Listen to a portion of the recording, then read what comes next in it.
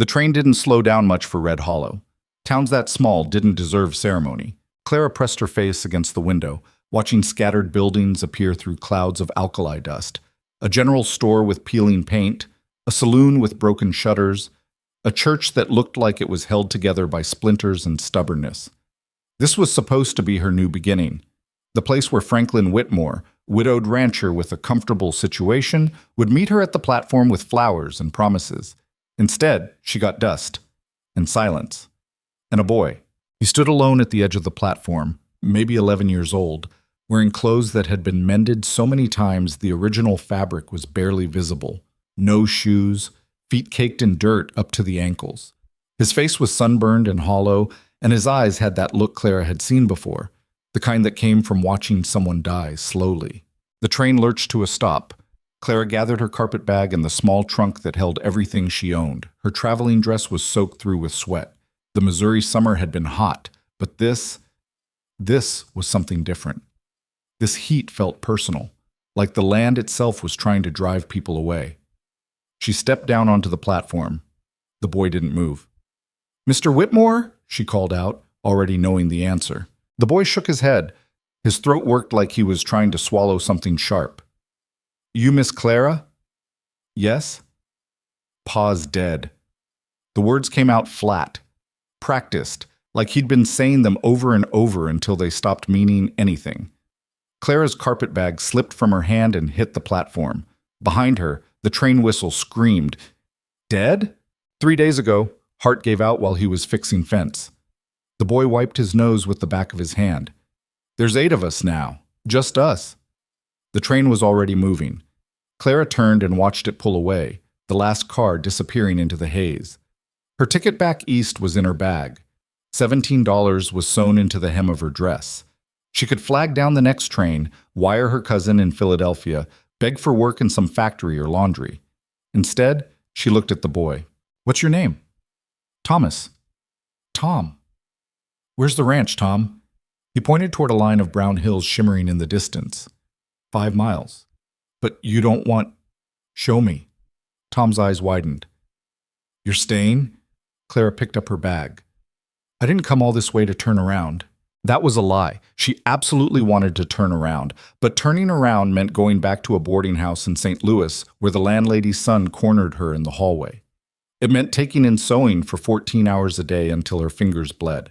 It meant watching her life shrink down to a single rented room with a window that looked at a brick wall. At least here, she could see the sky. Tom led her to a buckboard wagon that looked like it might collapse if someone sneezed near it.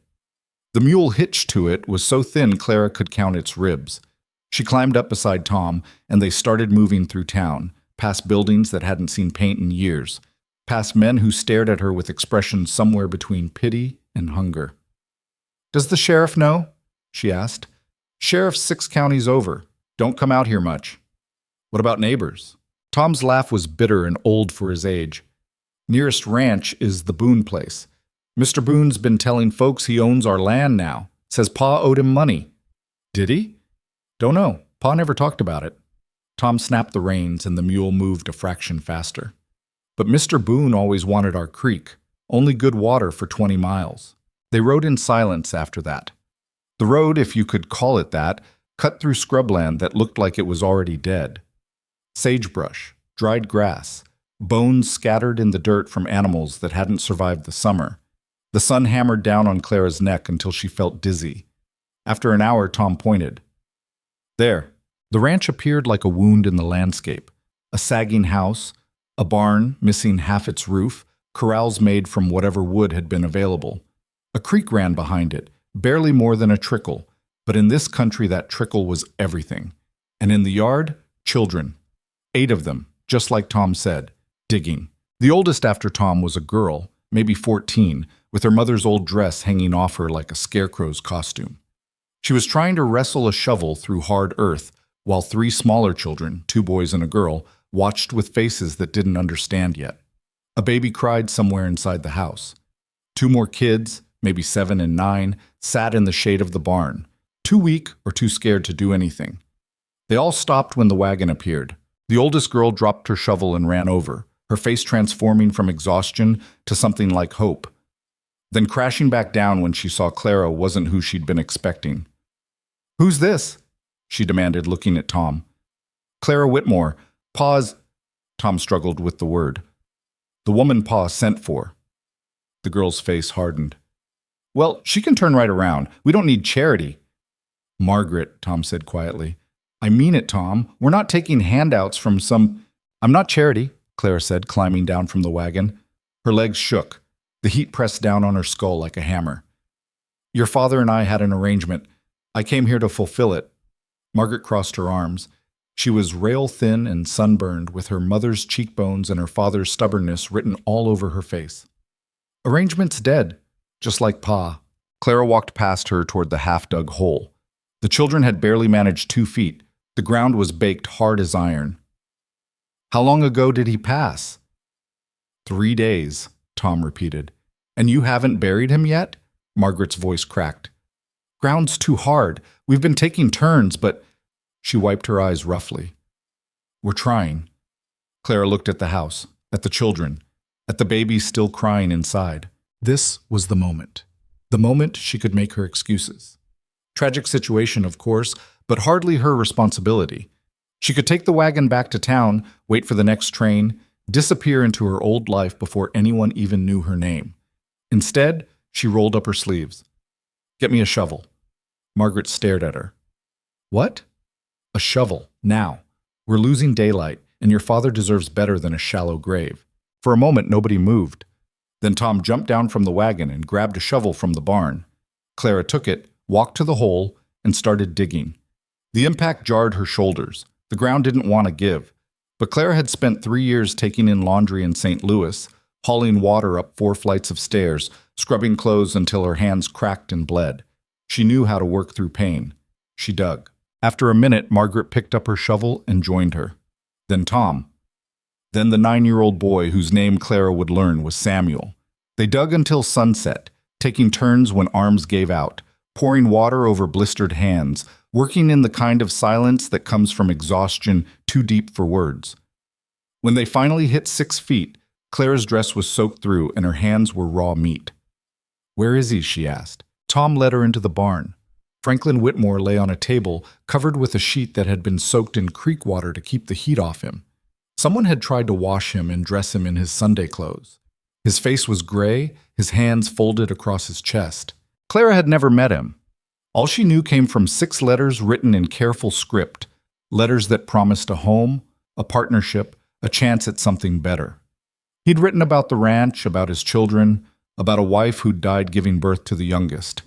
He'd been honest about the work, about the hardship, about what he was asking, but he hadn't mentioned the debt, or the dying land, or the cattle baron circling like a shark. "He was a good father," Margaret said from the doorway. Her voice was thick. "He tried." Clara nodded. "Help me carry him."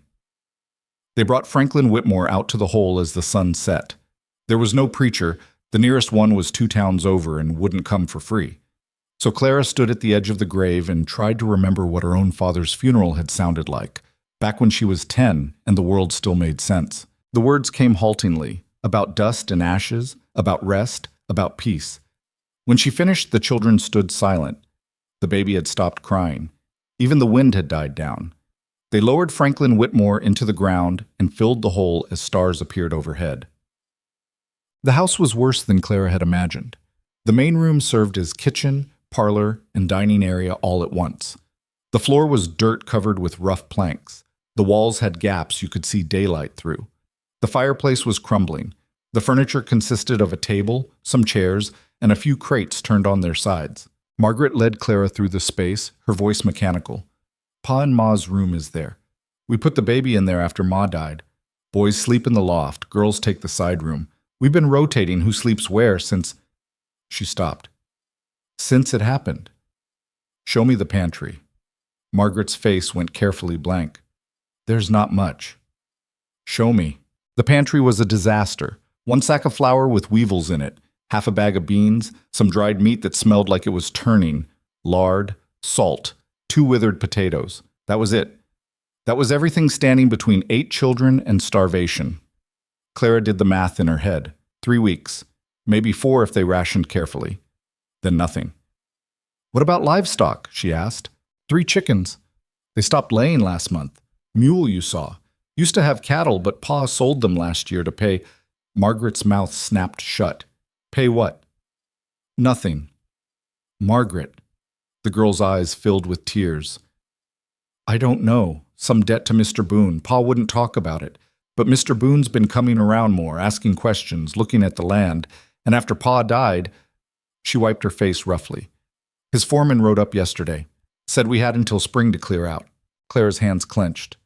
This is your land. Mr. Boone says it's his now, says Pa signed papers. Did your father sign papers? I don't know. I'm 14 years old. I don't know about papers and debts and... Margaret's voice broke completely. I'm trying to keep everyone fed, and I don't know how, and now you're here, and I don't even know why you stayed. Clara pulled her into a hug before the girl could finish. Margaret fought it for exactly 3 seconds before collapsing against Clara's shoulder and sobbing like the child she actually was. Clara held her, stroking her hair, letting her shake and cry, and finally, let someone else carry the weight. Listen to me, Clara said quietly. I stayed because your father asked me to come here and be part of this family. He's gone, but that doesn't change what he wanted. It doesn't change what you need. We can't pay you, Margaret choked out. I'm not asking to be paid. Then why? Because I don't have anywhere else to go either. That was the truth. The simplest, hardest truth. Clara was 31 years old, unmarried, with no family and no prospects. The world had no place for women like her except in corners and shadows. Here, at least, she could be useful. Here, she could matter. She pulled back and looked Margaret in the eye. How much can you tell me about this debt? Margaret wiped her face. Not much. Pa kept papers in his room, but I can't read most of them. Show me. They found the papers in a trunk by the bed, letters, bills, receipts, all mixed together without any organization. Clara sorted through them by lamplight while the younger children washed up for supper. Margaret heated up the last of the beans and divided them into portions that wouldn't fill a bird's stomach. Most of the papers were routine, bills of sale for cattle, receipts for supplies. But then Clara found it, a promissory note dated 2 years earlier, $800 borrowed from Silas Boone to be repaid within 3 years with interest, secured against the property known as Whitmore Ranch, including all water rights. $800. A fortune. And it was due in 6 months. Clara's hands shook. Does your father have $800 anywhere? Margaret laughed bitterly. We don't have $8. Then how was he planning to pay this? He wasn't. Tom stood in the doorway, his face grim. I heard him talking to himself last month. He said he'd made a mistake borrowing from Boone. Said it was like making a deal with the devil. Clara read the note again, looking for loopholes. There weren't any. Boone had written it tight. If they couldn't pay, he'd take everything, the house, the land, the creek. The children would be scattered to orphanages or worse. We'll figure this out, Clara said, not believing it herself. How? Margaret demanded. We can barely feed ourselves. We've got no money, no help, no... We've got time. 6 months. That's not... It's what we have. Clara stood up. Her body ached from the day's work, but her mind was already racing ahead. First thing tomorrow, I need you to show me exactly what we have here. Animals, tools, anything we can sell or trade. Then I need to see the whole property, understand where the boundaries are, where the water comes from. And then what? Clara looked at the 8 children, starving, scared, holding on by threads. Tom with his 2 old eyes. Margaret with her desperate strength. The little ones who didn't even understand yet that their world had ended. The baby sleeping in the next room, too weak to cry much anymore. Then we fight, Clara said. Fights. That first night, Clara barely slept. She lay in the small side room with Margaret and the 2 younger girls, listening to the house settle and creak. Mice scratched in the walls. Wind whistled through gaps in the boards. Somewhere outside, a coyote howled. She thought about the train pulling away, about the $17 sewn into her dress, about the fact that she'd just committed herself to an impossible situation with no plan and no resources. But she'd made a promise to a dead man, and she'd made a promise to his children. Tomorrow, she'd figure out how to keep it. Tomorrow, the real work would begin. Dawn came too early and too hot. Clara woke to Margaret already up and starting a fire in the stove. The girl moved like she'd been doing this her whole life, which Clara realized she probably had. "Morning," Clara said. Margaret jumped. "Didn't mean to wake you." "You didn't." Clara stood and smoothed down her dress. It was filthy from yesterday's digging, but it was all she had until she could unpack her trunk. "What's the morning routine?" "Fetch water, feed the chickens, check if they laid. Make breakfast if there's anything to make." Margaret's voice was automatic. "Then the little ones need washing. Thomas will check the fence lines. Someone needs to—" "Margaret." The girl stopped. "You don't have to do this alone anymore," Clara said. Margaret's face did something complicated, like she wanted to believe it but didn't dare. "Come on," Clara said.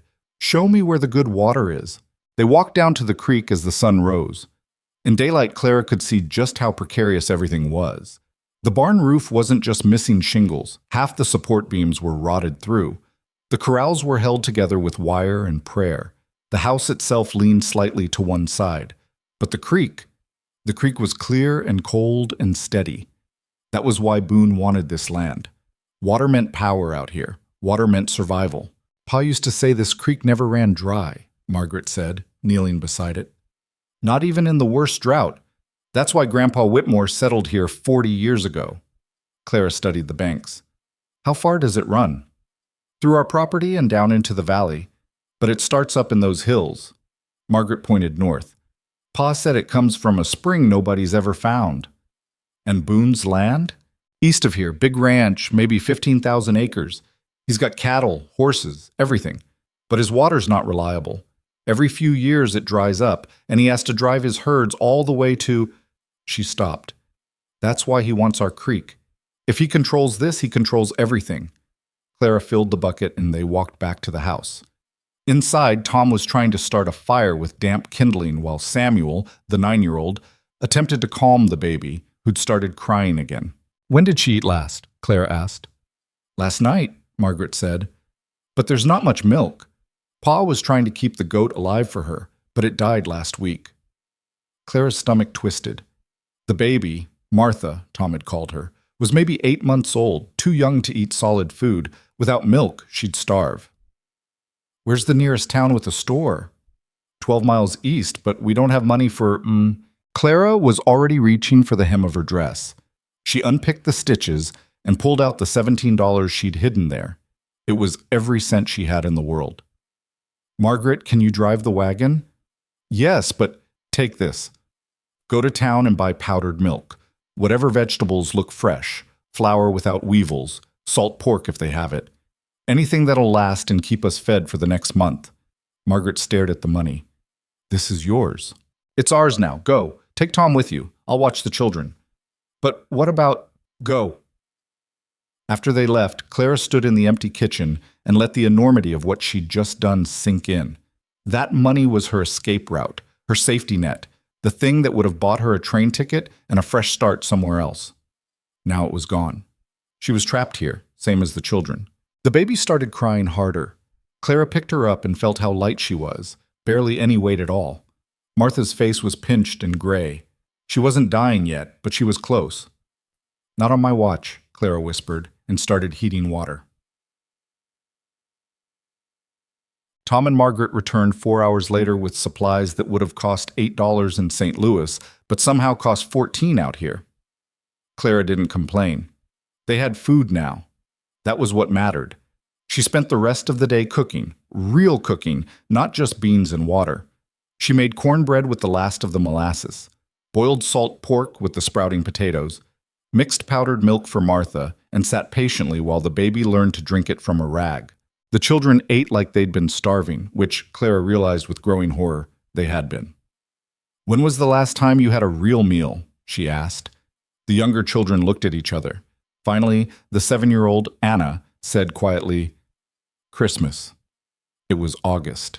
That night, after the children were asleep, Clara sat outside on the porch and watched stars wheel overhead. The night was finally cool. Crickets sang in the grass. For a moment, she could almost pretend this was normal. Then she remembered the debt, and the cattle barons circling, and the fact that winter was coming and they had no money and no plan. "You made a promise," she whispered to herself. "Now figure out how to keep it." But sitting there under that vast western sky, with 8 orphaned children sleeping inside a dying house, Clara had absolutely no idea how. She only knew one thing for certain. She couldn't leave. Not now. Not ever. The first week nearly killed her. Clara woke before dawn every morning to a list of problems that seemed to multiply overnight. The chicken coop needed repair before predators figured out how easy it would be to break in. The garden, what was left of it, was choked with weeds and dying from neglect. The younger children's clothes were so threadbare they were practically transparent, and every single day the food supplies dwindled a little more, reminding her that winter was coming whether they were ready or not. She worked until her hands cracked and bled, until her back screamed, until exhaustion pulled her under every night like a drowning. But the children watched her, and that changed everything. Tom started appearing at her elbow when she struggled with heavy buckets, taking them without being asked. Margaret stopped fighting her on every decision and started asking questions instead. How to make bread rise properly, how to tell if meat had turned, how to stretch a chicken into 3 meals instead of 1. Even the little ones began helping, carrying kindling or sorting beans or entertaining the baby while Clara cooked. They were becoming something. Clara wasn't sure what yet, but it was more than 8 scared kids and a stranger who'd missed her train. On the 8th day, a rider came. Clara was in the garden, trying to coax life out of some struggling tomato plants, when she heard hoofbeats. She straightened up, wiping dirt from her hands, and watched a man on a black horse approach the house. He was mid-40s, well-fed, wearing clothes that cost more than everything the Whitmore family owned combined. Tom appeared from his barn, his face going white. "That's Boone's foreman," he said quietly. "Jed Cullen." Clara's jaw tightened. She walked toward the house, where Cullen had already dismounted and was looking around the property like he was measuring it for a coffin. "Help you?" Clara called out. Cullen turned. His eyes traveled over her in a way that made Clara's skin crawl. Assessing, dismissing, calculating. "You must be the mail-order bride." His voice had a lazy contempt to it. "Heard you showed up too late for the wedding." "Clara Whitmore." "And you are?" "Jed Cullen. I work for Mr. Silas Boone." He smiled, showing teeth. "I'm here about the property." "There's nothing to discuss. This land belongs to the Whitmore family. For now." Cullen pulled a piece of paper from his jacket. "But your late husband, well, almost husband, owed Mr. Boone a considerable sum. $800 plus interest, due in 6 months. He paused. "Unless, of course, you've got that kind of money lying around." Clara forced her face to stay neutral. "Mr. Whitmore's affairs are being settled. When the debt comes due, it'll be paid." Cullen laughed. "With what? This place is falling apart. You got 3 chickens and a mule that should have been shot for mercy a year ago." He gestured at the children, who'd all emerged from various corners of the property, and 8 hungry mouths that'll starve before winter's half done. "We'll manage." "No, you won't." Cullen's smile disappeared. "Here's what's going to happen.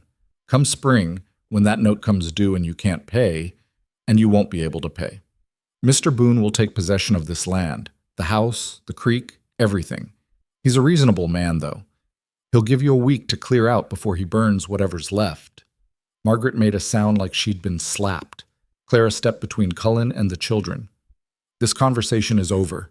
Get off our land." "Not your land. Not for much longer." Cullen mounted his horse. "Oh, and one more thing. Mr. Boone wanted me to mention. He's been talking to the orphanage in Silver City. They've got space for 8 children. Wouldn't want them ending up on the street when you lose this place." He rode off before Clara could respond, his laughter carrying back across the scrubland. Tom was shaking. Margaret looked like she might vomit. The younger children had started crying. "He can't do that," Anna whispered. "Can he?" Clara wanted to lie, wanted to promise them everything would be fine. But these children had been lied to enough by life already. "I don't know," she said, "but we're not giving up without a fight." That night, after the children were asleep, Clara sat at the kitchen table with the promissory note and tried to think. $800 might as well have been 8,000.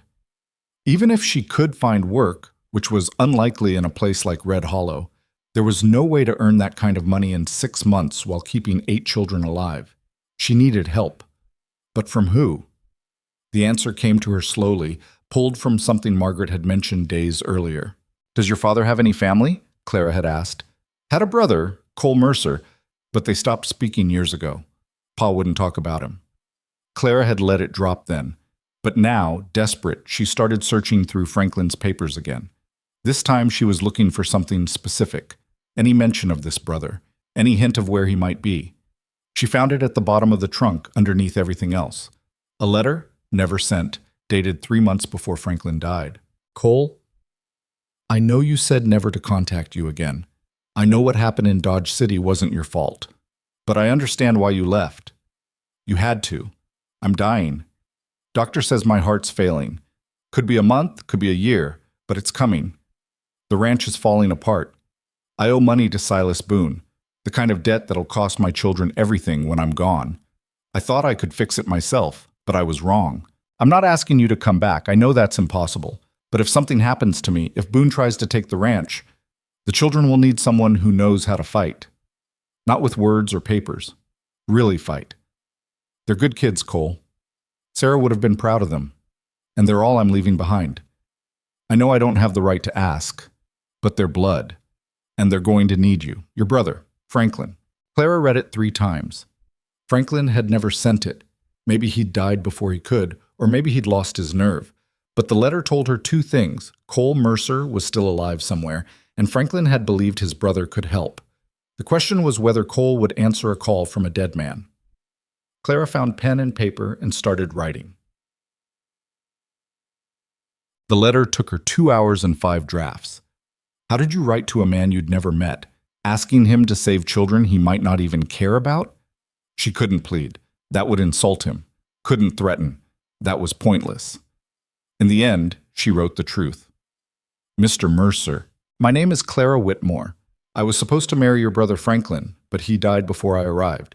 His children are here, 8 of them, aged 11 months to 14 years. They're alone except for me, and I'm a stranger who missed her train. Franklin left debts.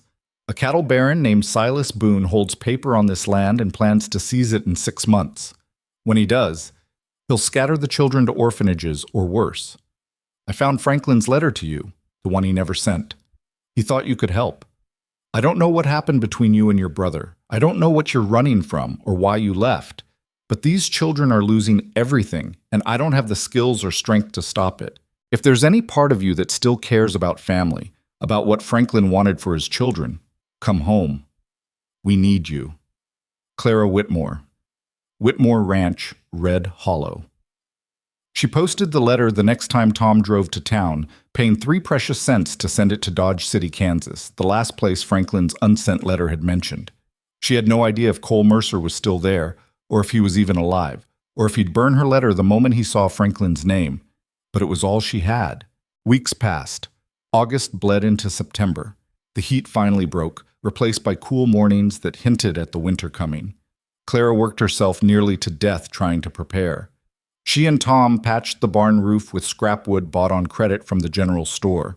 Margaret taught her how to preserve the last of the garden vegetables.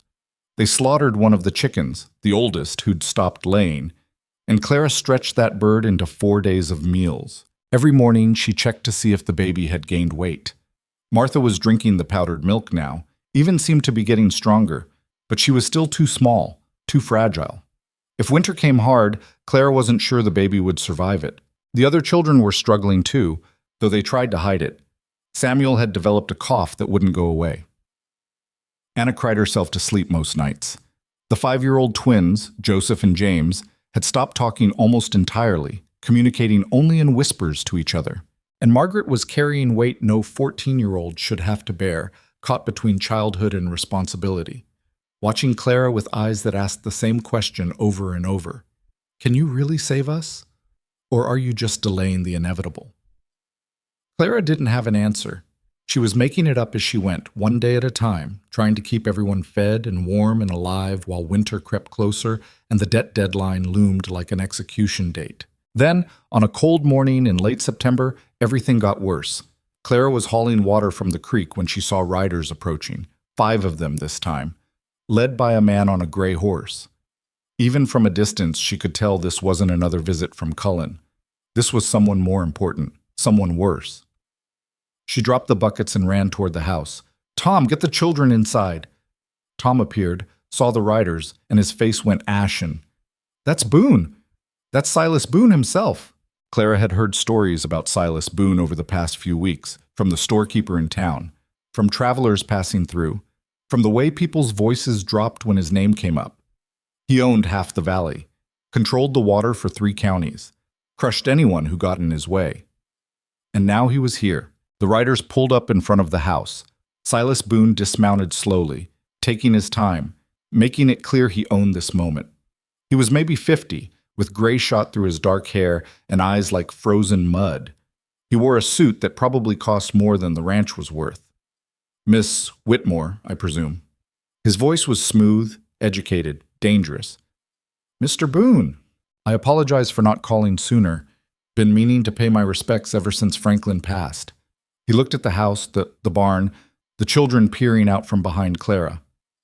"Tragic situation. Truly tragic." "What do you want?" Boone smiled. "Direct. I appreciate that. I want to make you an offer, a generous one considering the circumstances. We're not selling. You haven't heard the offer yet. Don't need to." Boone's smile tightened. "The way I see it, Miss Whitmore, you've got 2 choices. You can try to hold on to this place, watch it crumble around you, watch these children starve through winter, then lose everything anyway when the debt comes due. Or," he paused, "you can accept my offer now, walk away with enough money to start over somewhere civilized, and let me worry about this dying piece of land."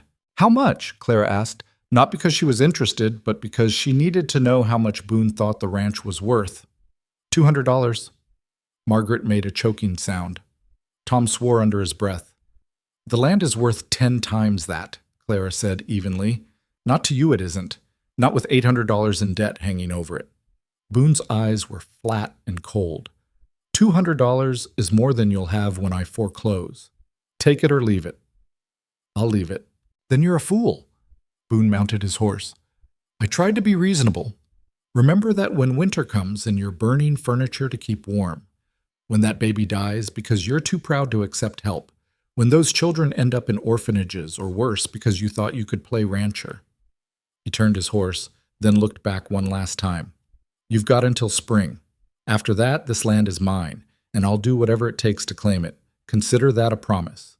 They rode off, leaving dust and silence behind. Clara stood there shaking until Margaret touched her arm. "Maybe we should—" "No." "But he's right. We can't—" "I said no." Clara looked at Margaret, at Tom, at all the frightened faces watching her. "That man wants to steal your home. He wants to erase your father's legacy and scatter you to the wind, and he thinks he can do it because we're weak." "We are weak?" Tom said quietly. "Not yet. Not while we're still standing." Clara straightened her shoulders. "Boone wants a war. Fine, he'll get one." But standing there in the dust with winter coming and no plan and no hope, Clara wondered if she'd just made a promise she couldn't possibly keep. October arrived with frost on the ground and panic in Clara's chest. They were running out of time, running out of food, running out of everything except determination, and you couldn't eat determination. She spent her days trying to scrape together money any way she could. She took in mending from families in town, sewing by candlelight until her eyes burned.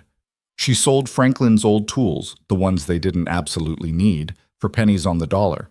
She even tried hiring herself out for washing and cooking, but word had spread about the Whitmore ranch, about the debt, about Boone's claim. Nobody wanted to help a family that was already dead. "You're wasting your time," the store owner told her when she asked about posting a notice for work. "Boone's made it clear, anyone who helps you will answer to him, and folks around here know better than to cross Silas Boone." Clara left the store with $4 and a growing sense of desperation.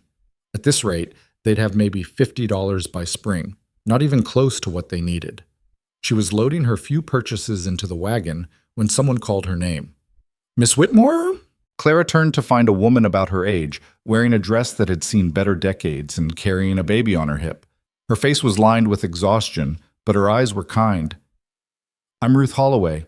My husband and I have a farm about 8 miles west." She hesitated. "I heard what Boone's been doing, how he's been squeezing you." "Word travels fast. It does in a valley this small." Ruth shifted the baby to her other hip. Look, I can't help much. My husband would have a fit if he knew I was even talking to you. Boone's got him scared. But I wanted you to know—" She lowered her voice. "There's others who are tired of Boone running roughshod over everyone. Others who might be willing to stand with you if it came to it." Clara's throat tightened. "Why are you telling me this?" "Because 10 years ago, Boone did the same thing to my parents, claimed they owed him money, foreclosed on their land, burned their house when they wouldn't leave." Ruth's jaw clenched. "My father died that winter. Couldn't take losing everything he'd built. And Boone just moved on to the next family, the next piece of land." "I'm sorry." "Don't be sorry. Fight back." Ruth handed Clara a piece of paper. "That's the name of a lawyer in Silver City. He can't do much. Boone owns the local judge. But he knows the law. Might find you a loophole, might buy you time." Clara took the paper. "Thank you." "Don't thank me yet, just—" Ruth looked at the children waiting in the wagon. "Don't let Boone win, please." Clara watched Ruth walk away, feeling something shift inside her chest. She wasn't alone. Not completely. There were others who wanted Boone to fall. The question was whether wanting would be enough. The lawyer's name was David Chen, and his office was a cramped room above a saloon in Silver City. Clara made the trip 2 days later, leaving Margaret in charge and praying nothing would fall apart while she was gone. Chen was younger than she'd expected, maybe 30, with ink-stained fingers and eyes that looked like they'd read too many losing cases.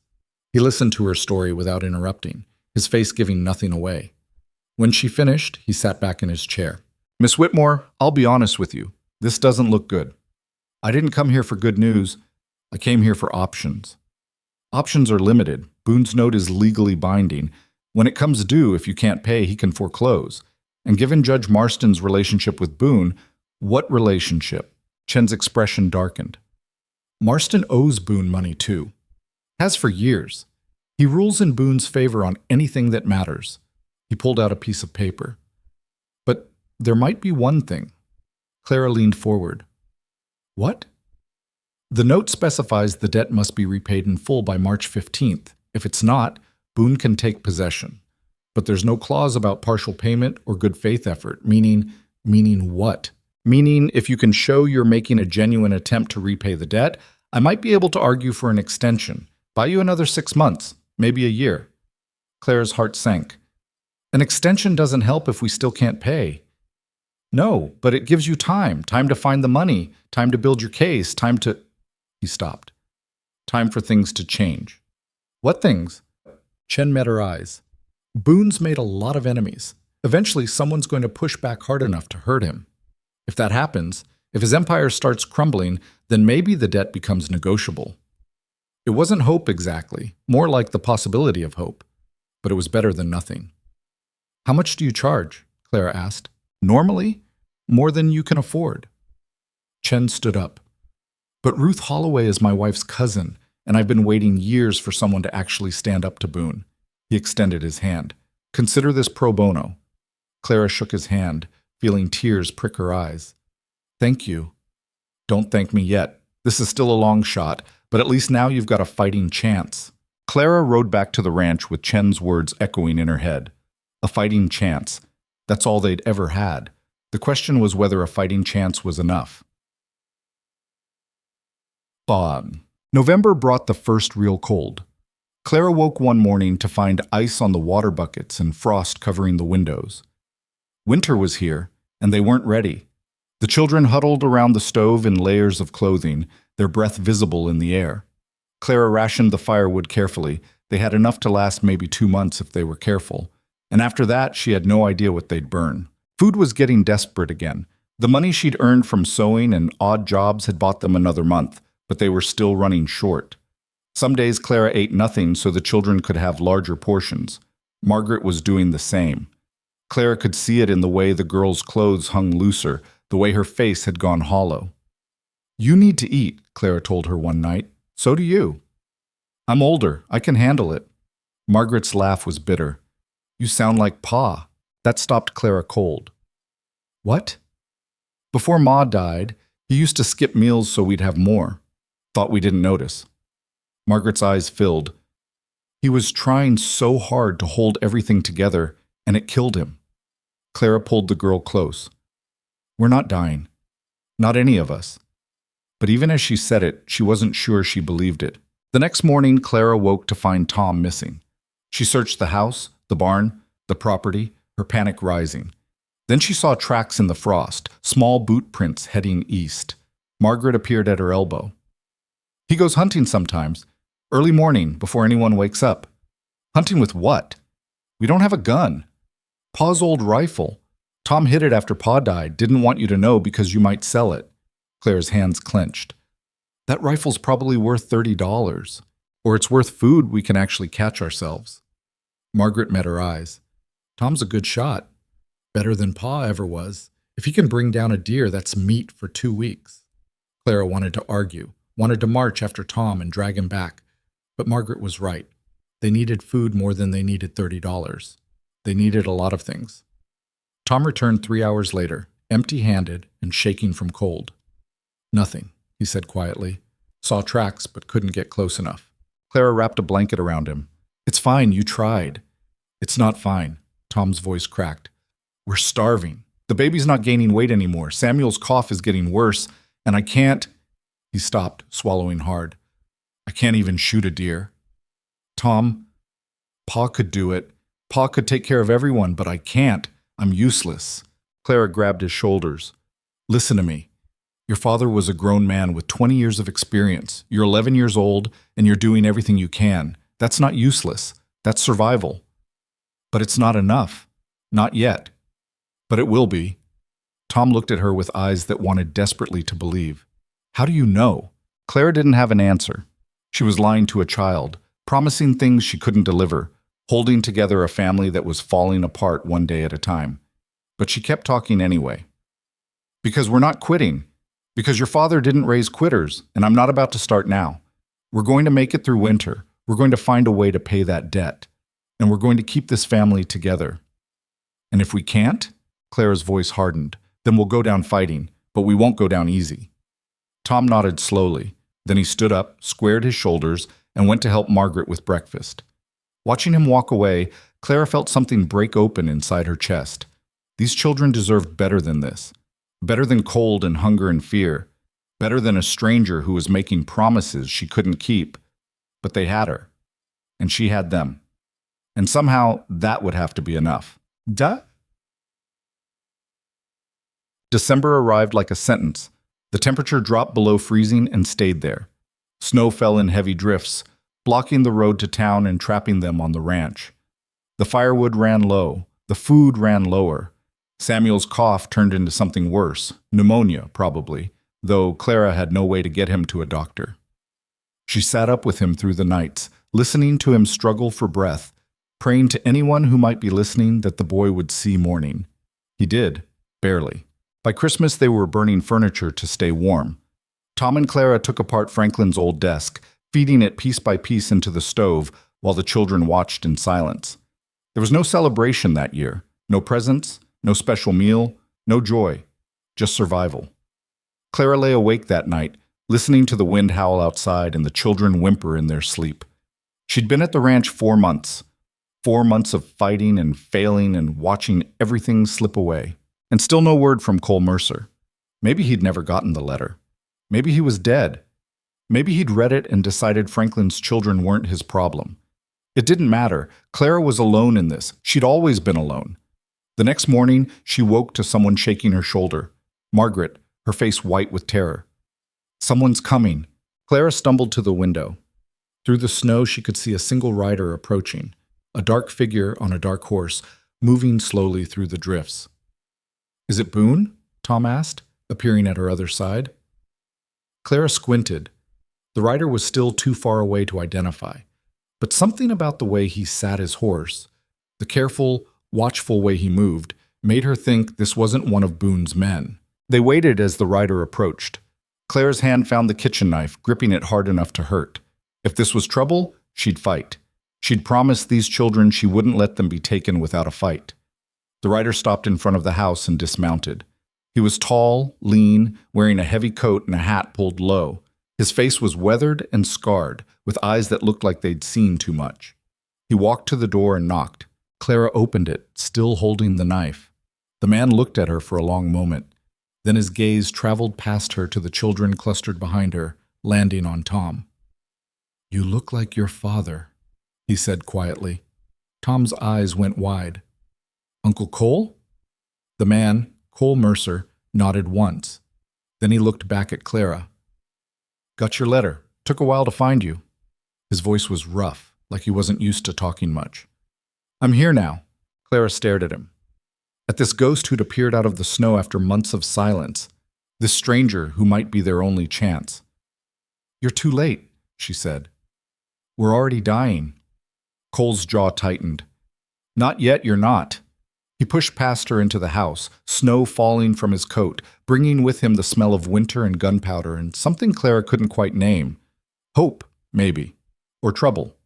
Probably both. Cole Mercer stood in the middle of the kitchen like he'd walked into the wrong house. His eyes moved over the broken furniture, the bare walls, the children staring at him with expressions caught between fear and desperate hope. When his gaze landed on the baby in Margaret's arms, something in his face tightened. "How long has it been like this?" he asked. Clara bristled at his tone. "Since your brother died, 4 months." "And you've been here the whole time?" "Where else would I go?" Cole's eyes finally settled on her. They were gray, cold, assessing. Clara had the uncomfortable feeling she was being measured and found wanting. "You should have left," he said flatly. "Taken what money you had and gotten out before winter." "And abandoned 8 children?" "They're not your children." The words hit like a slap. Margaret made a small sound. Tom's face went blank in that way Clara had learned meant he was trying not to cry. Clara's grip on the knife tightened. "Get out." Cole didn't move. "I'm trying to be realistic. You can't save them. You're barely keeping them alive as it is." "I said get out." "No." Clara stepped forward, bringing the knife up. She was shaking with exhaustion and rage and something else she couldn't name. "You don't get to walk in here after 4 months of silence and tell me what I should have done. You don't get to look at these children like they're already dead." "I'm not—" "Yes, you are. I can see it in your face. You think we're finished." Clara's voice cracked. "Maybe we are. Maybe we're dying and there's nothing anyone can do about it. But at least I stayed. At least I tried. Where the hell were you?" The room went silent. The children barely breathed. Cole's jaw worked like he was chewing glass. Then, quietly, "Getting here." Something in his voice made Clara pause. Cole pulled off his hat, and for the first time she could see his face clearly. The scar that ran from his temple to his jaw. The lines around his eyes that spoke of sleepless nights. The way his hand shook just slightly when he set the hat down. "Your letter found me in Dodge City," he said. "I was working as a night guard at a cattle yard. Took me 3 weeks to save enough money for a horse. Then the snow hit, and every pass west was closed. I've been riding for 6 days straight through drifts that should have killed me." He looked at Tom. "I got here as fast as I could." Tom's face crumpled. He took 2 steps forward and then stopped, like he wasn't sure if he was allowed to get closer. Cole solved the problem by closing the distance himself and pulling the boy into a rough hug. "You look just like Franklin," Cole said, his voice thick. Same stubborn chin. "We thought you weren't coming," Tom choked out. "We thought nobody was coming. I'm here now." Margaret was crying silently, still holding the baby. Samuel had started coughing again, deep rattling sounds that filled the room. The twins were clinging to each other. Anna looked like she wanted to run to Cole, but didn't dare. Clara set the knife down and sank into a chair. The fight went out of her all at once, leaving only exhaustion so deep it felt like drowning. "We're out of firewood," she said dully.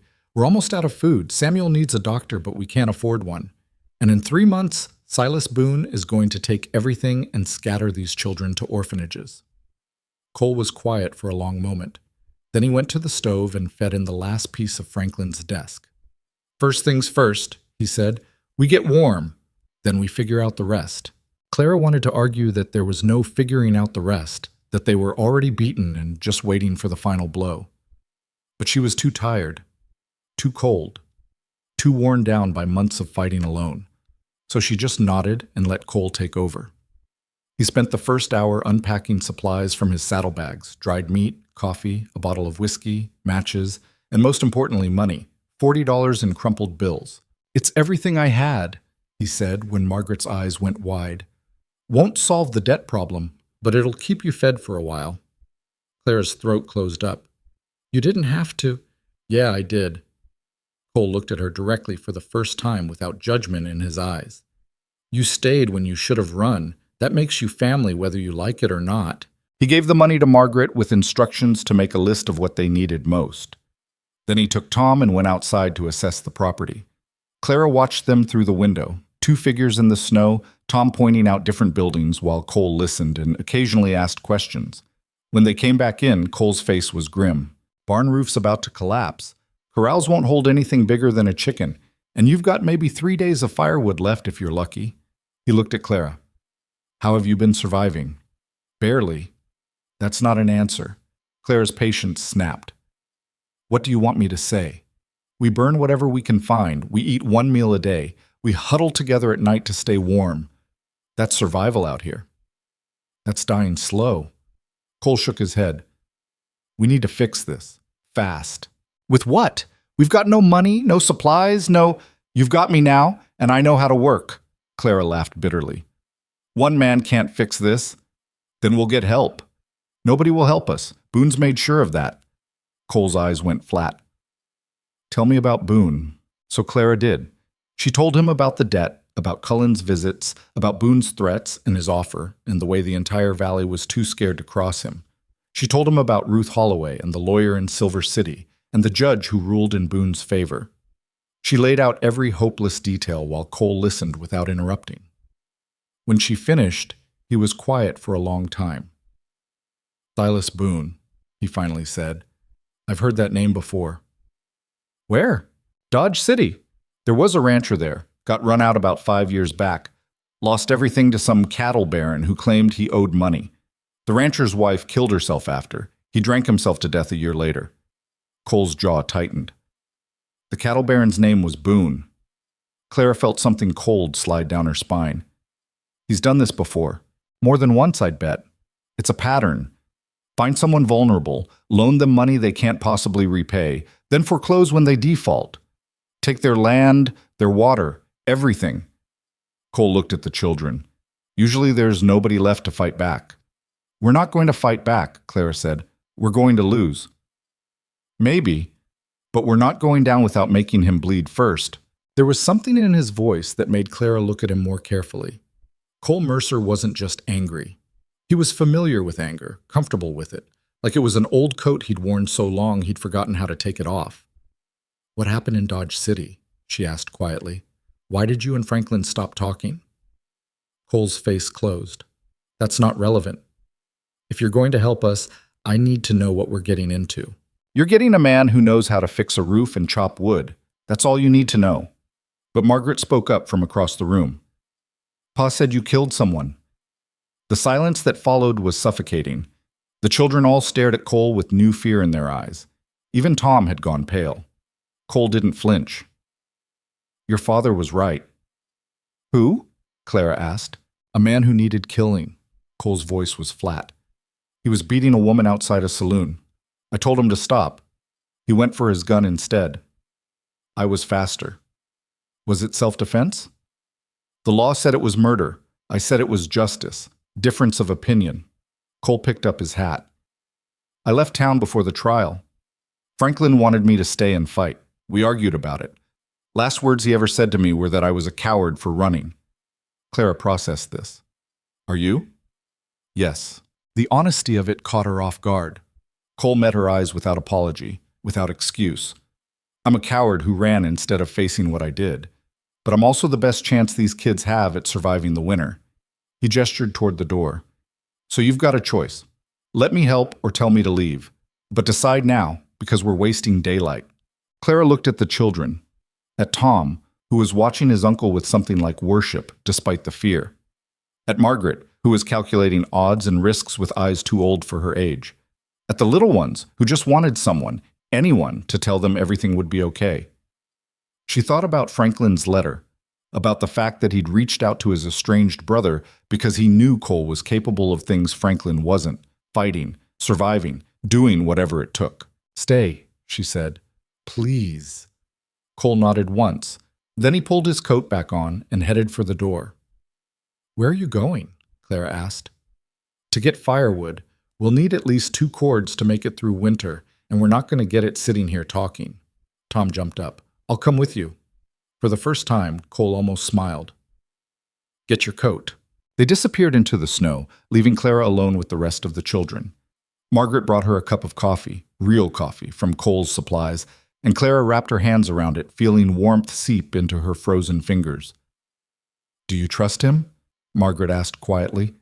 Clara watched through the window as Cole and Tom began cutting down a dead tree at the edge of the property. "I don't know him well enough to trust him." "But you're letting him stay." "Because we're dying, and he's offering to help." "That's not trust. That's desperation." Margaret was quiet for a moment. Then, "Pa used to tell stories about Uncle Cole, about how he could track anything, how he was the best shot in the family, how he once fought off 3 wolves with just a knife." She paused. "Pa admired him, even after everything." "Did your father tell you why they fought?" "Not really. Just that Uncle Cole made a choice Pa couldn't forgive." Margaret looked down at the baby sleeping in her arms. "But Pa still wrote him that letter, still asked for help. Maybe that counts for something." Clara thought about that as she sipped the bitter coffee. Maybe it did count for something. Maybe Franklin had known his brother better than anyone, known that when it really mattered, Cole would show up. The question was whether showing up would be enough. Cole and Tom worked for 3 days straight, cutting and hauling wood from every dead tree within a mile of the ranch. Clara watched them from the window, marveling at how easily Cole fell into the rhythm of hard labor, how patient he was with Tom, how he seemed to know instinctively how to make the boy feel useful instead of useless. They brought back enough wood to last through February, maybe longer if they were careful. Cole stacked it himself, precise and methodical, building a structure that would shed rain and snow. "Where'd you learn that?" Clara asked. "Army. Spent 2 years in Arizona hunting Apaches. Learned a lot about surviving in hard country." He stepped back, examining his work. "Learned some other things, too." "Like what?" Cole looked at her. "Like how to fight when you're outnumbered. How to make people regret underestimating you. How to win when winning seems impossible." Clara felt something shift in her chest. "You think we can win?" "I think we can make Boone wish he'd never heard the name Whitmore." Cole picked up another log. "But we're going to need more than firewood to do it." Over the next few days, Cole systematically went through everything on the property, cataloging what they had and what they needed. He fixed the barn roof with Tom's help, reinforcing the beams that were about to give way. He repaired the corrals and started training the mule to pull a plow again. He even managed to trap 3 rabbits, which Clara turned into a stew that was the first real meal they'd had in weeks. But it was the evenings that surprised Clara most. After supper, Cole would sit with the children and tell stories about the frontier, about tracking game, about survival in the wilderness. The younger kids hung on every word. Even Samuel, still coughing but slowly improving, would drag himself out of bed to listen. One night, Cole taught Tom how to clean and maintain Franklin's old rifle properly. Clara watched from the doorway as man and boy sat together, Cole's hands gentle as he showed Tom the mechanism. "This was my father's gun originally," Cole said quietly. "He taught Frank and me to shoot when we were about your age. Frank was always the better shot." "Really?" Tom sounded surprised. "Really. He was patient, careful. I was fast, but reckless." Cole checked the sight. "Your father could hit a moving target at 100 yards. I could hit 3 targets quickly, but miss the 4th because I'd get cocky." "What happened? Why did you stop talking?" Cole was quiet for a long moment. "I made a choice your father didn't agree with, and I made it in anger, which made it worse." "The man you killed?" "Yeah, but it wasn't just that, it was—" Cole stopped, struggling with words. "After our father died, Frank took over the ranch. He wanted to do it right, build something stable and safe. I wanted to keep moving, keep fighting, He gestured vaguely. "Keep being young and stupid, I guess. We fought about it, said things we shouldn't have, And then the shooting happened, and I left before Frank could say he was ashamed of me." "Were you ashamed of yourself?" Cole looked at Tom directly. "Every single day since." Tom absorbed this. Then carefully, "Pa kept your picture. In his trunk, under all his papers. Ma's picture was on the mantle where everyone could see it, but he kept yours hidden like he didn't want to explain it to people. But he didn't throw it away either." Something in Cole's face cracked open just slightly. He cleared his throat roughly and went back to cleaning the rifle. Clara stepped away from the doorway, her eyes burning. She went outside into the cold night air and stood on the porch, watching stars wheel overhead. Margaret found her there a few minutes later. "He's good with them," the girl said. "Better than I thought he'd be. He's trying." "So are you." Margaret leaned against the railing. "I was so angry when you first showed up. You weren't Ma, weren't Pa, weren't anyone we knew. I thought you'd leave as soon as things got hard." "I almost did." "But you didn't." Margaret looked at her. "Why?" Clara thought about that train pulling away, about the $17 she'd given up, about the choice she'd made without really understanding what it would cost. "Because someone needed to stay," she said simply, "and I was the only one there." Margaret nodded slowly. Then, so quietly, Clara almost missed it. "Thank you." Those two words hit harder than anything else. Clara pulled the girl close, and they stood there together while winter wind howled across the scrubland and smoke rose from the chimney. And inside the house, Cole's voice rumbled on, telling stories to children who desperately needed someone to tell them the world wasn't always cruel. Christmas came and went, then New Year's. January brought storms that buried the ranch under 3 feet of snow and trapped them inside for days at a time. But they had firewood now. They had food, not much, but enough. And they had Cole. He taught Tom to track and trap, showed Margaret how to stretch supplies even further than she already was, played with the little ones in the snow until they were laughing again, even got the baby to smile at him, which Clara had started to think might never happen. But underneath it all, the debt loomed.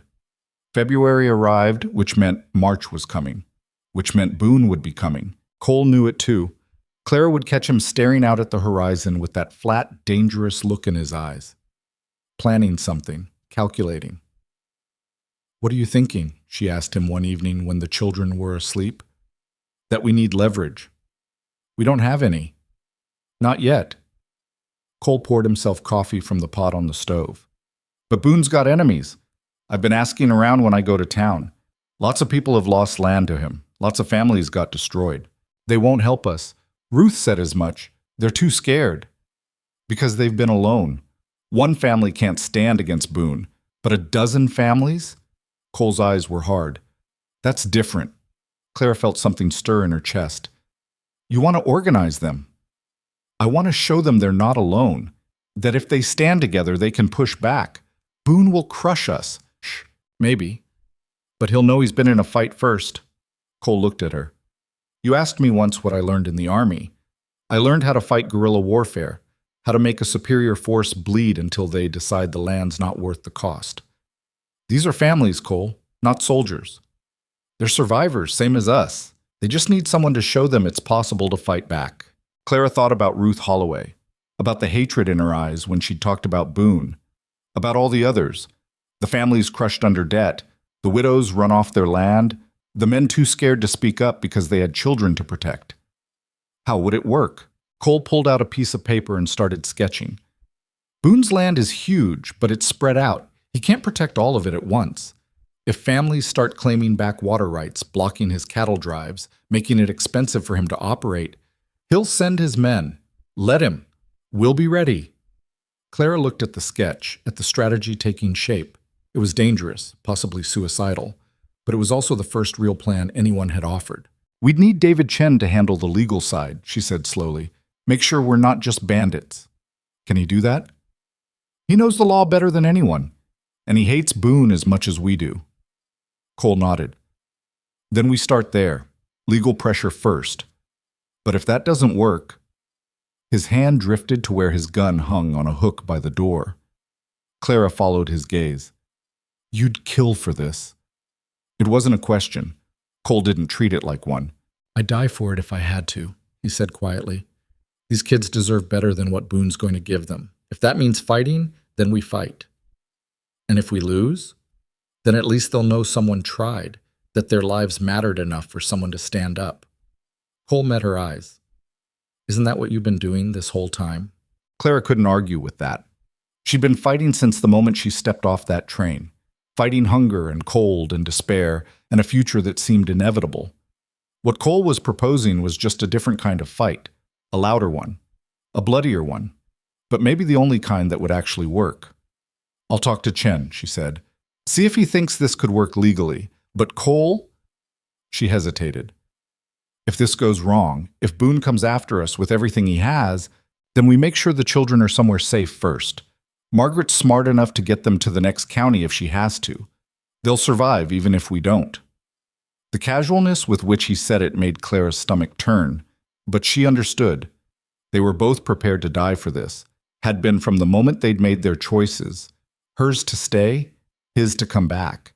The question wasn't whether they'd survive. The question was whether the children would. And for the first time since Clara had arrived at this dying ranch, she thought the answer might actually be yes. But February turned brutal. The cold settled in like it planned to stay forever. But inside the ranch house, something was shifting. The children were healthier, still thin, still scared, but no longer starving. The baby had finally started gaining weight. Samuel's cough had faded to an occasional rasp. And Clara and Cole had become something unexpected, partners. They worked together in a rhythm that felt natural despite only knowing each other a few months. Clara would handle the children and the house while Cole managed the property and made trips to town. They'd meet in the evenings to discuss strategy, to share information, to plan their impossible resistance against a man who seemed untouchable. Margaret watched them with knowing eyes. "You like him," she said to Clara one afternoon when Cole was outside. Clara nearly dropped the pan she was scrubbing. "What?" "Uncle Cole. You like him." "He's helping us. Of course I like him." Margaret's look said she wasn't fooled. "That's not what I mean." Clara felt heat rise in her face. "Your uncle and I are working together to save this ranch, that's all." "If you say so." But Margaret was smiling for the first time in weeks. Clara wanted to argue, but the truth was complicated. She did like Cole, liked his competence, his rough kindness with the children, the way he'd stepped into this nightmare without hesitation. And sometimes, when he looked at her across the room, she felt something that wasn't just gratitude. But there was no space for that. Not now. Not when everything was still hanging by threads. Late one night, Clara was sitting up with account books, trying to figure out how to stretch $40 into 3 more months, when Cole came in from checking on the animals. He was covered in snow, his face raw from wind. "Here." Clara poured him coffee. "You're going to freeze to death." "Been colder," but he took the cup gratefully. "What are you working on?" "Math that doesn't add up. We need $60 more to make it through March, and I have no idea where it's coming from." Cole sat down across from her. "I've been thinking about that." "And?" "There's a cattle drive coming through next month. Big outfit moving 2,000 head to the railhead in Silver City. They'll need hands." Clara's stomach sank. "You want to leave?" "For 2 weeks, maybe 3. Pays decent. $30 if you can rope, more if you can ride night watch." He looked at her steadily. "I can do both." "And if something happens while you're gone? If Boone sends his men? Then you shoot them." Cole's voice was matter-of-fact. "I've been teaching Tom. He's good enough to hold off anyone who comes calling, and you're tougher than you think." Clara wanted to argue, but she couldn't. They needed money, desperately. And Cole was right. He could earn in 3 weeks what would take her 6 months of sewing. "When would you leave?" "Week after next." Clara looked at the account books, at the numbers that didn't work, at the future bearing down on them like an avalanche. "Okay," she said quietly. "But you come back. You hear me? These children need you." Cole's eyes softened slightly. "Not just the children." The words hung in the air between them. Clara felt her breath catch. Before she could respond, Cole stood up. "Get some sleep. I'll finish the accounting." He walked away, leaving Clara sitting alone at the table, her heart doing strange things in her chest. Outside, snow continued falling. Winter continued crushing down on the valley. And somewhere in the darkness, Silas Boone was counting down the days until March 15th, when he'd finally take everything. But inside the ranch house, 8 children slept peacefully for the first time in months. And 2 people who'd come from different worlds, one running from her past, one haunted by his, were building something together that looked almost like hope, almost like home. The fight was coming. They all knew it. But for now, in the deep cold of a frontier winter, they had each other. And for Clara Whitmore, who'd arrived expecting a wedding and found a war instead, that would have to be enough. Cole left on a gray morning in late February, riding out before the children woke up. Clara watched from the window as his dark shape disappeared into the pre-dawn haze, feeling like she was watching her last defense right away. Tom found her standing there an hour later, still staring at the empty horizon. "He'll come back," the boy said quietly. "You don't know that." "Yes, I do. He promised." Tom's voice was certain in a way that made Clara's chest ache. "Uncle Cole doesn't break promises." Clara wanted to believe that, but she'd learned the hard way that the world broke promises all the time, whether people meant to keep them or not. The first 3 days without Cole felt like falling backwards. Clara had gotten used to having another adult around, someone to share the weight of keeping everyone alive. Now that weight crashed back onto her shoulders alone, and it was heavier than she remembered. But she couldn't afford to stumble. Not now. She threw herself into work with the kind of desperation that left no room for thinking.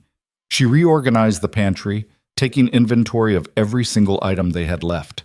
She spent hours teaching Margaret how to shoot the rifle properly, making the girl practice until her arms shook. She even started planning a garden for spring, mapping out where to plant what, knowing they'd need every vegetable they could grow if they were going to survive next winter. If they made it to next winter. On the 4th day, riders came. Clara was hanging laundry in the bitter cold when she saw them. 3 men on horseback moving slowly toward the ranch. Her stomach dropped. She recognized one of them, Jed Cullen, Boone's foreman. The other 2 were strangers, but they had that same look, hired muscle, the kind of men who got paid to intimidate. "Margaret," Clara called sharply, "get the children inside, now." Margaret appeared in the doorway, saw the riders, and her face went white. But she didn't freeze. She herded the younger children into the house and came back out with the rifle, standing beside Clara like she'd done this 100 times before. "You know how to use that?" Clara asked quietly. "Uncle Cole made sure." The riders stopped 20 feet from the porch. Cullen dismounted, that lazy smile on his face that Clara had learned to hate. "Miss Whitmore, and the eldest? Margaret, isn't it?"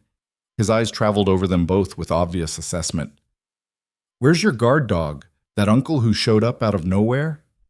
"None of your business," Clara said. "It's my business when strangers start living on property that's about to belong to Mr. Boone."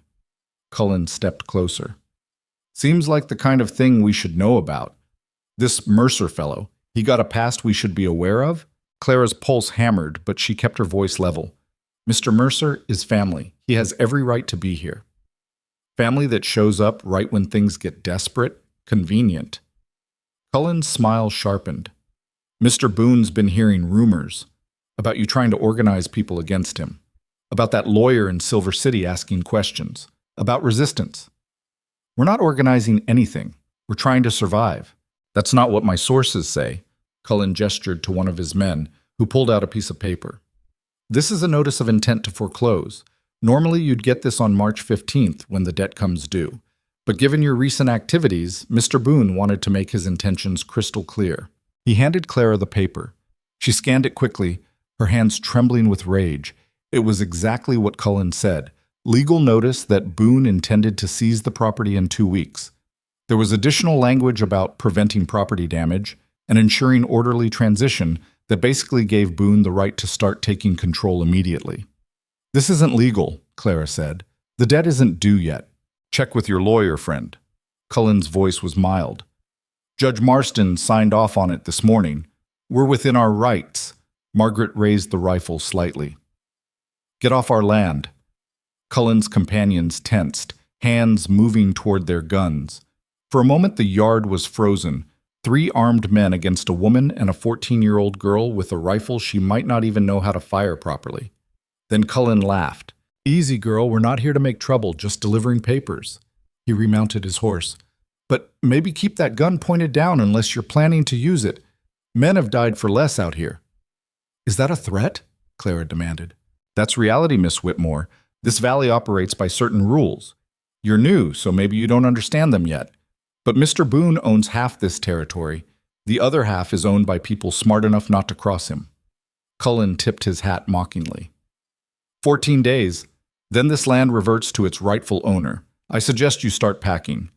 They rode off, leaving Clara and Margaret standing in the cold with a piece of paper that felt like a death sentence. Tom burst out of the house the moment the riders disappeared. "What did they want?" Clara showed him the notice. His face crumpled as he read it. "They can't do this. The debt isn't due yet." "Apparently they can." Clara's mind was racing. "We need to get word to David Chen immediately, and we need to—" She stopped. They needed Cole. But Cole was 2 days away with a cattle drive, and they had no way to reach him. They were on their own. That night, Clara made a decision. She couldn't sit around waiting for Boone to make his next move. If he was accelerating his timeline, she'd have to accelerate hers. She left Margaret in charge and rode to town the next morning, pushing the mule as hard as she dared.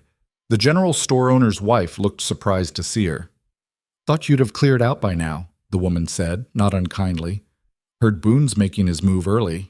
That's why I'm here." Clara lowered her voice. "I need you to get messages to Ruth Holloway, the Parkers, the Chen family, the Hendersons, anyone who's lost land to Boone or has reason to hate him. Tell them there's a meeting tomorrow night at the Whitmore Ranch. Tell them it's time to stop being afraid." The woman's eyes widened. "You're organizing against Boone." "I'm organizing for survival. There's a difference. Not to Boone, there isn't." The woman hesitated, then nodded slowly. "My husband won't like it, but my parents lost their farm to Boone 6 years ago. I'll pass the word." "Thank you." "Don't thank me yet. Most folks are too scared to show up, and the ones who do—" She stopped. "Just be ready for trouble." Clara rode back to the ranch with her heart in her throat. She'd just declared war on the most powerful man in the valley, and she'd done it without Cole, without real weapons, without any idea if a single person would actually show up to help. But she'd also learned something over the past 6 months. Sometimes the only way forward was to jump and hope you figured out how to fly on the way down. The children sensed something had changed when she got back. Margaret pulled her aside immediately. "What did you do?" "Called a meeting. Tomorrow night. Anyone who wants to stand against Boone." Margaret's face went pale. "That's insane. He'll kill us." "He's already killing us, just slower." Clara gripped the girl's shoulders. "We can't win by hiding. We can't win by being quiet.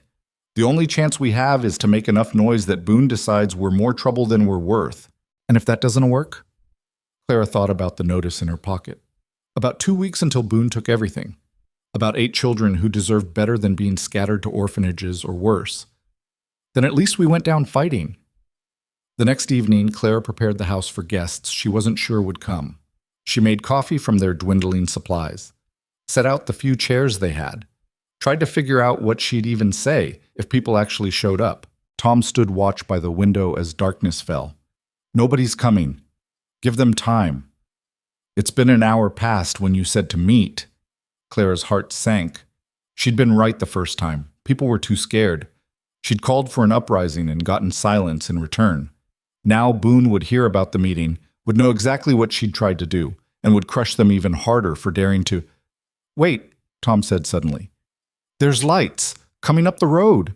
Clara rushed to the window. In the distance, she could see torches moving through the darkness. Not one or two, dozens. They started arriving in groups, farmers and ranchers, widows and families, people who'd lost everything to Boone or were about to. Ruth Holloway came with her husband, despite his fear. An old man named Samuel Parker, who'd lost 3 sons to Boone's hired guns. A Mexican family whose water rights had been stolen. A widow whose land had been burned. By the time full dark hit, there were 40 people crowded into and around the ranch house. 40 people who decided to stop being afraid. David Chen arrived last, looking harried but determined. He pushed through the crowd to Clara. "I heard about the meeting, about the notice. We need to talk strategy before—" "No." Clara's voice was steady. "Before strategy, they need to hear they're not alone." She stepped out onto the porch. The crowd quieted, faces turned toward her in the torchlight. Clara saw desperation there, and anger, and underneath it all, a hunger for someone to tell them fighting back was possible. "Most of you don't know me," she started. "I'm not from here. I showed up 6 months ago expecting to marry a man I'd never met, and instead found 8 orphaned children and a debt that was designed to destroy them." She paused, gathering her thoughts. Silas Boone has been stealing land in this valley for years. He loans money people can't repay, forecloses when they default, and takes everything: their homes, their water, their futures. He's done it to you, to your neighbors, to people who couldn't fight back. Murmurs of agreement rippled through the crowd. 2 days ago, Boone moved up his timeline. He's not waiting until March 15th anymore. He's coming for this ranch in 2 weeks, and when he takes it, he'll take the last good water source in this part of the valley. After that, Clara's voice hardened. After that, he'll control everything, and anyone who hasn't bent the knee will be crushed. "So what do we do?" someone called out. "We can't fight Boone. He's got money, guns, the law." "He's got power," Clara interrupted. "But power only works if people accept it. If we all stand up at once—" "He'll kill us!" a man shouted. "You don't know what you're asking." "Yes, I do. I'm asking you to risk everything. I'm asking you to stand with me and these children against a man who thinks he's untouchable." Claire's voice rose. "I'm asking because I've spent 6 months watching these kids starve and freeze and fight for every single day of survival. Because I've buried furniture to keep them warm and given up every cent I had to keep them fed. Because I made a promise to their dead father that I'd keep this family together, and I'm not breaking that promise just because Silas Boone says I should." She took a breath. "If you leave here tonight and go home and do nothing, I understand. You have families to protect. But understand this, Boone isn't going to stop with me. He'll come for you next, and the next family, and the one after that. Because that's what he does. He takes everything until there's nothing left." Ruth Holloway stepped forward. "What's your plan?" Clara looked at David Chen. The lawyer pulled out papers and spread them on a makeshift table. "Legal resistance first," Chen said. "I've been reviewing land records for the past month. Boone's foreclosures? Half of them are based on debts that were never properly documented. Loans with interest rates that violate territorial law. Seizures that skipped required notification procedures." His voice gained strength. "If we challenge them in court, not just Clara's case, but all of them at once, we can tie Boone up for months, maybe years." "Judge Marston will rule against us," someone said. "Probably. But Marston answers to territorial authorities in Denver. And if we can show a pattern of corruption, of illegal seizures—" Chen's eyes glinted. "We can get him removed from the bench." Samuel Parker spoke up, his voice gravelly. "That's long term. What about right now? Boone's men will come for this ranch in 2 weeks." "Then we make sure they regret it," a new voice said. Everyone turned. Cole Mercer stood at the edge of the crowd, covered in trail dust, his horse still steaming behind him. Clara's heart leaped. "You came back," she breathed. "Said I would." Cole pushed through to the porch. "Heard there was a war starting. Figured you might need help." "The cattle drive." "Finished early. Boss paid me for the full 3 weeks anyway when he heard what was happening here." Cole pulled out a roll of bills. $65. Should cover what we need. Clara wanted to laugh and cry at the same time, but there wasn't time for either. Cole turned to address the crowd. "Anyone here know how to fight?" he asked. A few hands went up hesitantly. Cole nodded. "Good. Because here's what we're going to do. When Boone's men come, and they will come, we're not going to meet them with violence. Not at first. We're going to meet them with numbers. 40 people standing in that yard with witnesses watching. Hard to commit murder when you've got 40 people ready to testify." "And if they try anyway?" someone asked. Cole's smile was cold. "Then we make sure we're not the only ones who die." The crowd stirred uneasily, but underneath the fear Clara could see something else growing. Determination, resolve, the beginning of belief that maybe, just maybe, they could actually win this. Chen spent the next hour outlining the legal strategy. Ruth and her husband organized shifts for people to keep watch on the ranch. Samuel Parker offered to teach anyone willing how to shoot properly. The Mexican family knew how to build fortifications quickly and offered to help reinforce the barn and house. By midnight, they had a plan. It was desperate and dangerous and relied on everything going exactly right. But it was more than they'd had yesterday. As people started leaving, Ruth pulled Clara aside. "You know Boone's going to escalate after this, right? He'll see this as open rebellion. I know. And you're still going through with it? Clara looked back at the house where 8 children were sleeping peacefully for once.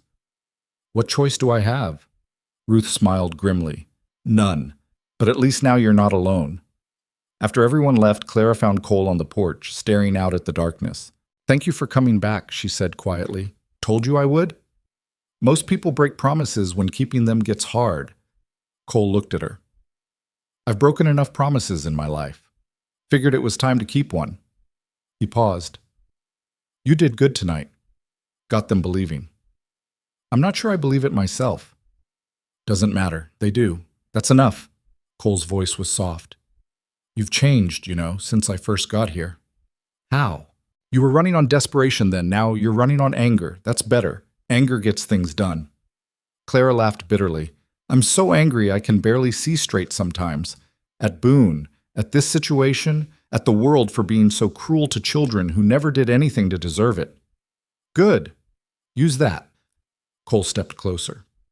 But don't let it eat you alive. I did that once. Spent 5 years so angry at the world I forgot how to be anything else. Don't make my mistake. Then what should I do? Remember what you're fighting for. Not against Boone. For those kids. For the life they deserve. He hesitated, then added quietly, for us. Clara's breath caught. Us? Cole's hand found hers in the darkness. I didn't come back just for the children.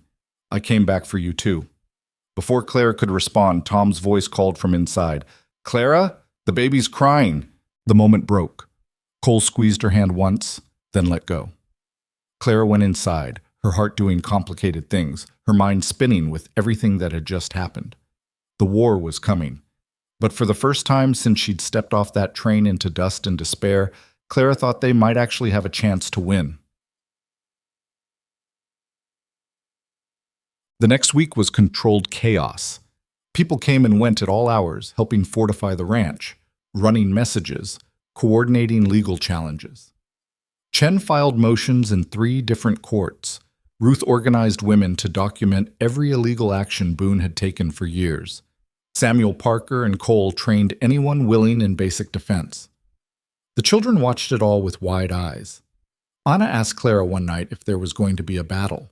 Maybe, Clara said honestly, but if there is, you'll be somewhere safe, I promise.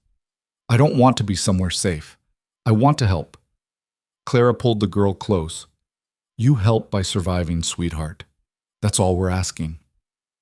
But as March 12th arrived, 3 days before the debt deadline, Clara knew safety was an illusion.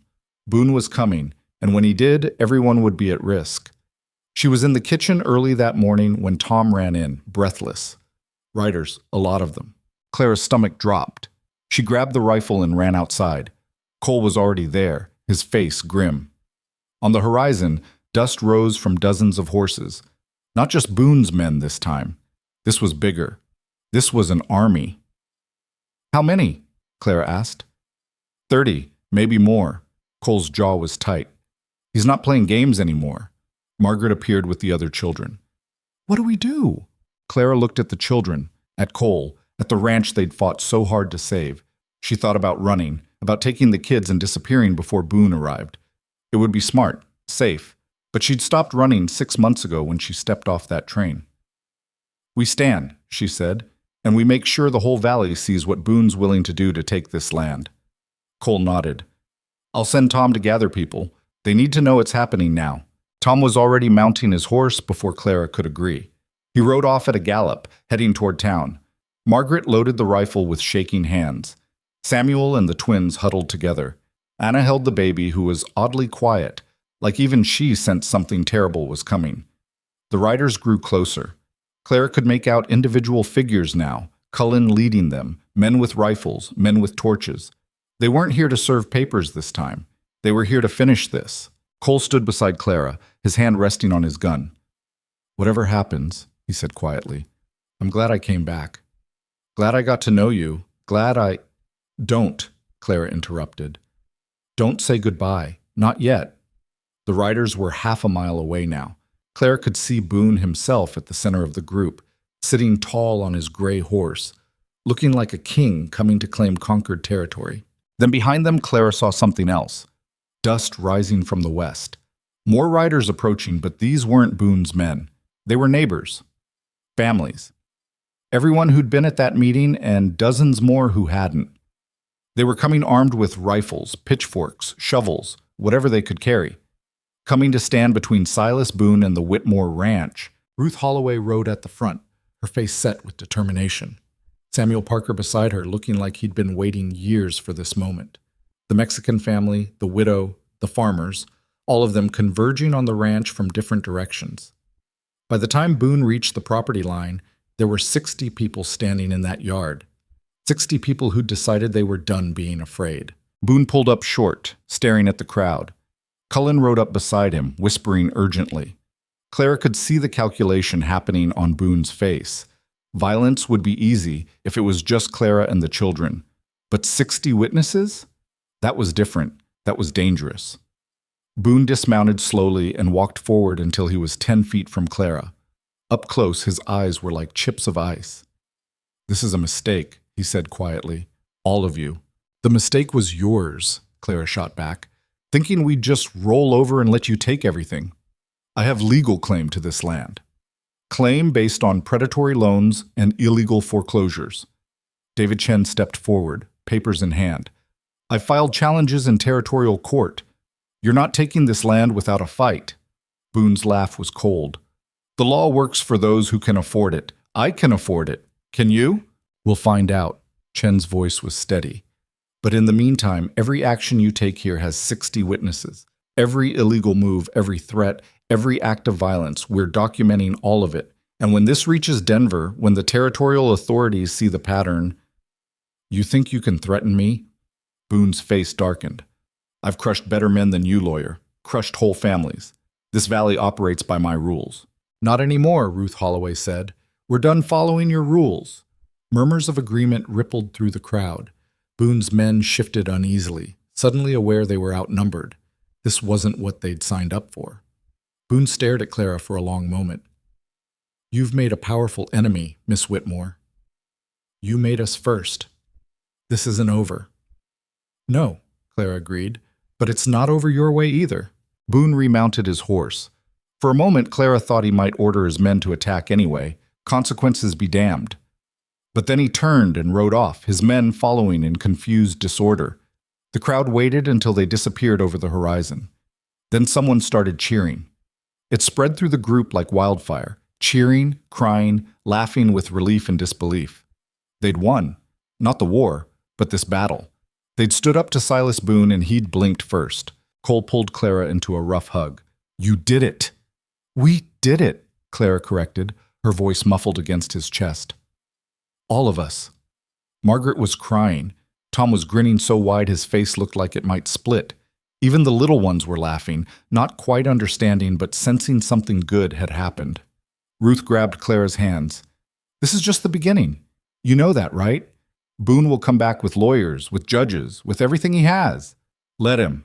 We'll be ready."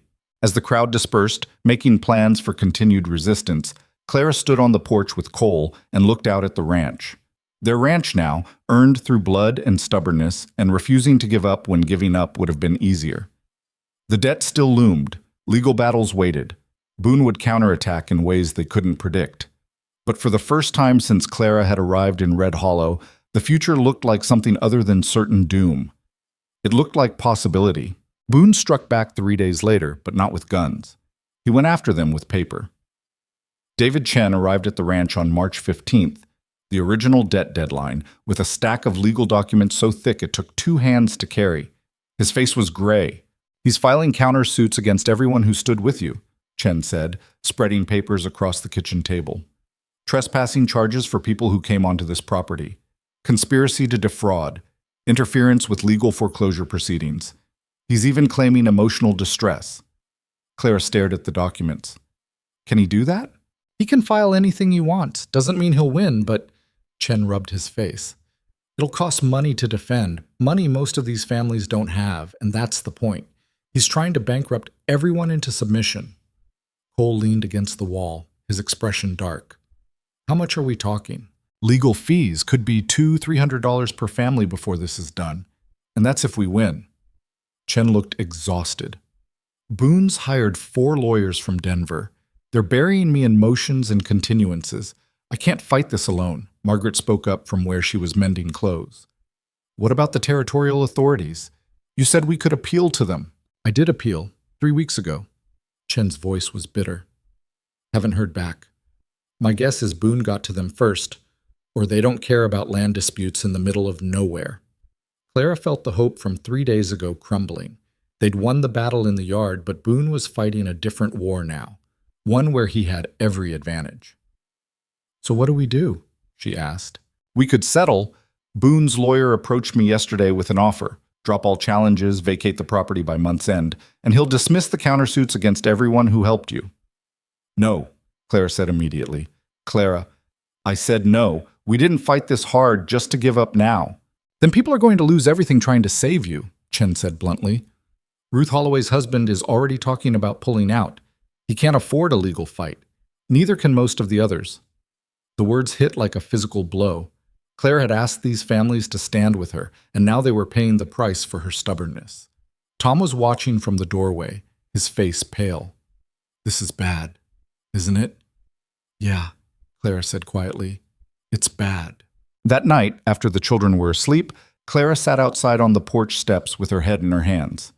She'd been so sure they could win, so certain that standing together would be enough. But Boone had just shown her how naive that was. Cole found her there an hour later. He sat down beside her without speaking, just close enough that their shoulders touched. I'm going to lose them everything, Clara said finally. All those families who stood with us, they're going to be destroyed because of me. They made their choice. Because I asked them to, because I convinced them we could fight back. Her voice cracked. I was wrong. You weren't wrong. You were optimistic. There's a difference. Not when people get hurt either way. Cole was quiet for a moment. Then, you know what Franklin used to say when things got bad? He'd say the only way to truly lose is to stop trying. Everything else is just life being difficult. That's easy to say when you're not watching families get crushed because of your decisions. No, it's not. Cole's voice was harder now. Frank said that after our mother died, after the ranch almost went under, after every single setback that should have broken him, and he believed it right up until his heart gave out. Clara looked at him. In the moonlight, Cole's face was all sharp edges and shadows. You think I should keep fighting, she said. I think you should do what you've been doing since you got here. Survive one more day. Then another. Then another. Cole's hand found hers. And yeah, maybe that means fighting, or maybe it means something else. Like what? I don't know yet, but we'll figure it out. The certainty in his voice made Clara want to believe him, but belief felt dangerous now, like something that would only lead to more disappointment. Still, she held on to his hand in the darkness and tried to remember what hope felt like. The next morning brought unexpected visitors. Ruth Holloway and Samuel Parker arrived together, along with a dozen other families who'd stood in that yard 3 days ago. Clara's stomach twisted when she saw them. They were here to tell her they were pulling out, that they couldn't afford to keep fighting. But Ruth's first words surprised her. We've been talking, she said, about the countersuits, about the legal fees, about everything. And we've decided we're not backing down. Clara blinked. But Chen said it would cost money. So we're pooling resources. Every family who can spare anything is contributing. We figure if we all chip in, we can cover the legal fees for everyone. Samuel Parker pulled out a worn leather pouch. I've got $30 saved. Been holding on to it for my daughter's wedding, but she can get married in a simple dress. This fight matters more. One by one, the families came forward with what they could spare. $5, $10, $20. Some brought livestock or offers to work. A widow donated her late husband's tools to be sold. A farmer offered 3 months of his harvest. By the time they finished, there was nearly $200 on the table and promises of more to come. Clara couldn't speak. Her throat had closed up completely. Margaret was crying. Even Tom had to wipe his eyes. Ruth gripped Clara's shoulders. You stood for us when nobody else would. Now we're standing for you. That's what family does. We're not family, Clara managed to choke out. Yes, we are. We became family the moment we decided to fight together. Ruth smiled. Besides, Someone needs to teach Boone that not everything in this valley is for sale. After they left, Clara found herself shaking. Not from fear this time, but from something else. The overwhelming weight of people who'd looked at her impossible situation and decided to make it their fight too. "Told you," Cole said quietly. "Told me what?" "That you weren't alone." Clara laughed through tears. "I'm starting to believe you." The legal battle dragged on through March and into April. Chen used the pooled money to hire 2 additional lawyers from Silver City, and together they started dismantling Boone's counterattack piece by piece. They proved the trespassing charges were fraudulent. Public gathering didn't constitute trespassing. They demonstrated the conspiracy claims had no legal basis. They even got the emotional distress suit dismissed as frivolous. But Boone's main case, the foreclosure itself, remained solid. The debt was real. The note was legally binding, and March 15th had come and gone without payment. By all rights, the ranch should have been Boone's. Except Chen had found something interesting buried in the original loan documents. A clause Franklin had probably never noticed, written in tiny script at the bottom of the 3rd page. Any dispute regarding the property must be resolved through binding arbitration before foreclosure could proceed. Arbitration meant a neutral third party would hear both sides and make a decision. It meant Boone couldn't just use Judge Marston to rubber stamp the seizure. It meant they had a chance. The arbitration was scheduled for late April in Silver City. Both sides would present their case, and an arbitrator from Denver would make a final ruling. Chen warned Clara it was still a long shot. The debt was legitimate, after all, but it was better than nothing. Clara spent the weeks before the hearing working herself to exhaustion. The garden was finally planted. The barn was repaired. The children were healthy and fed for the first time since she'd arrived. If they lost the ranch now, at least they'd lose it in better shape than they'd found it.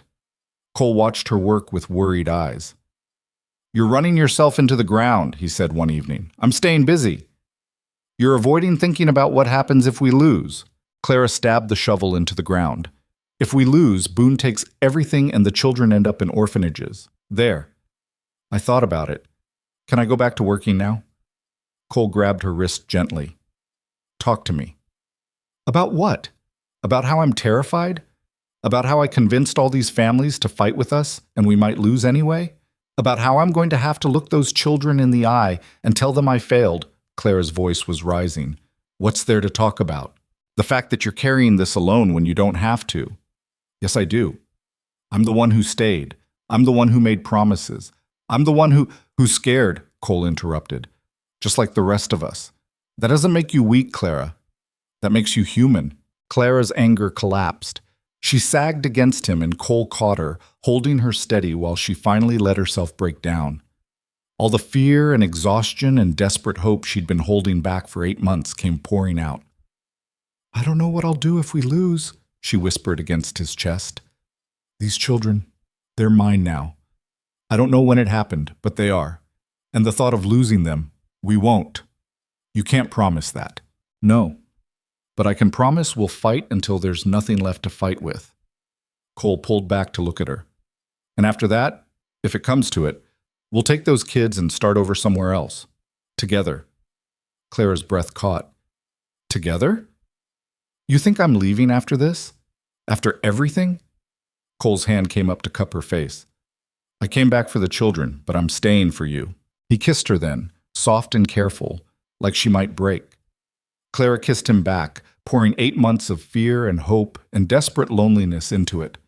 When they finally pulled apart, they were both shaking. "We should probably tell the children," Clara said shakily. "About the arbitration? About us." Cole smiled, really smiled, for maybe the first time since he'd arrived. "Margaret already knows. She cornered me last week and told me if I hurt you, she'd shoot me." Despite everything, Clara laughed. "She would too." "I know. Your daughter's terrifying."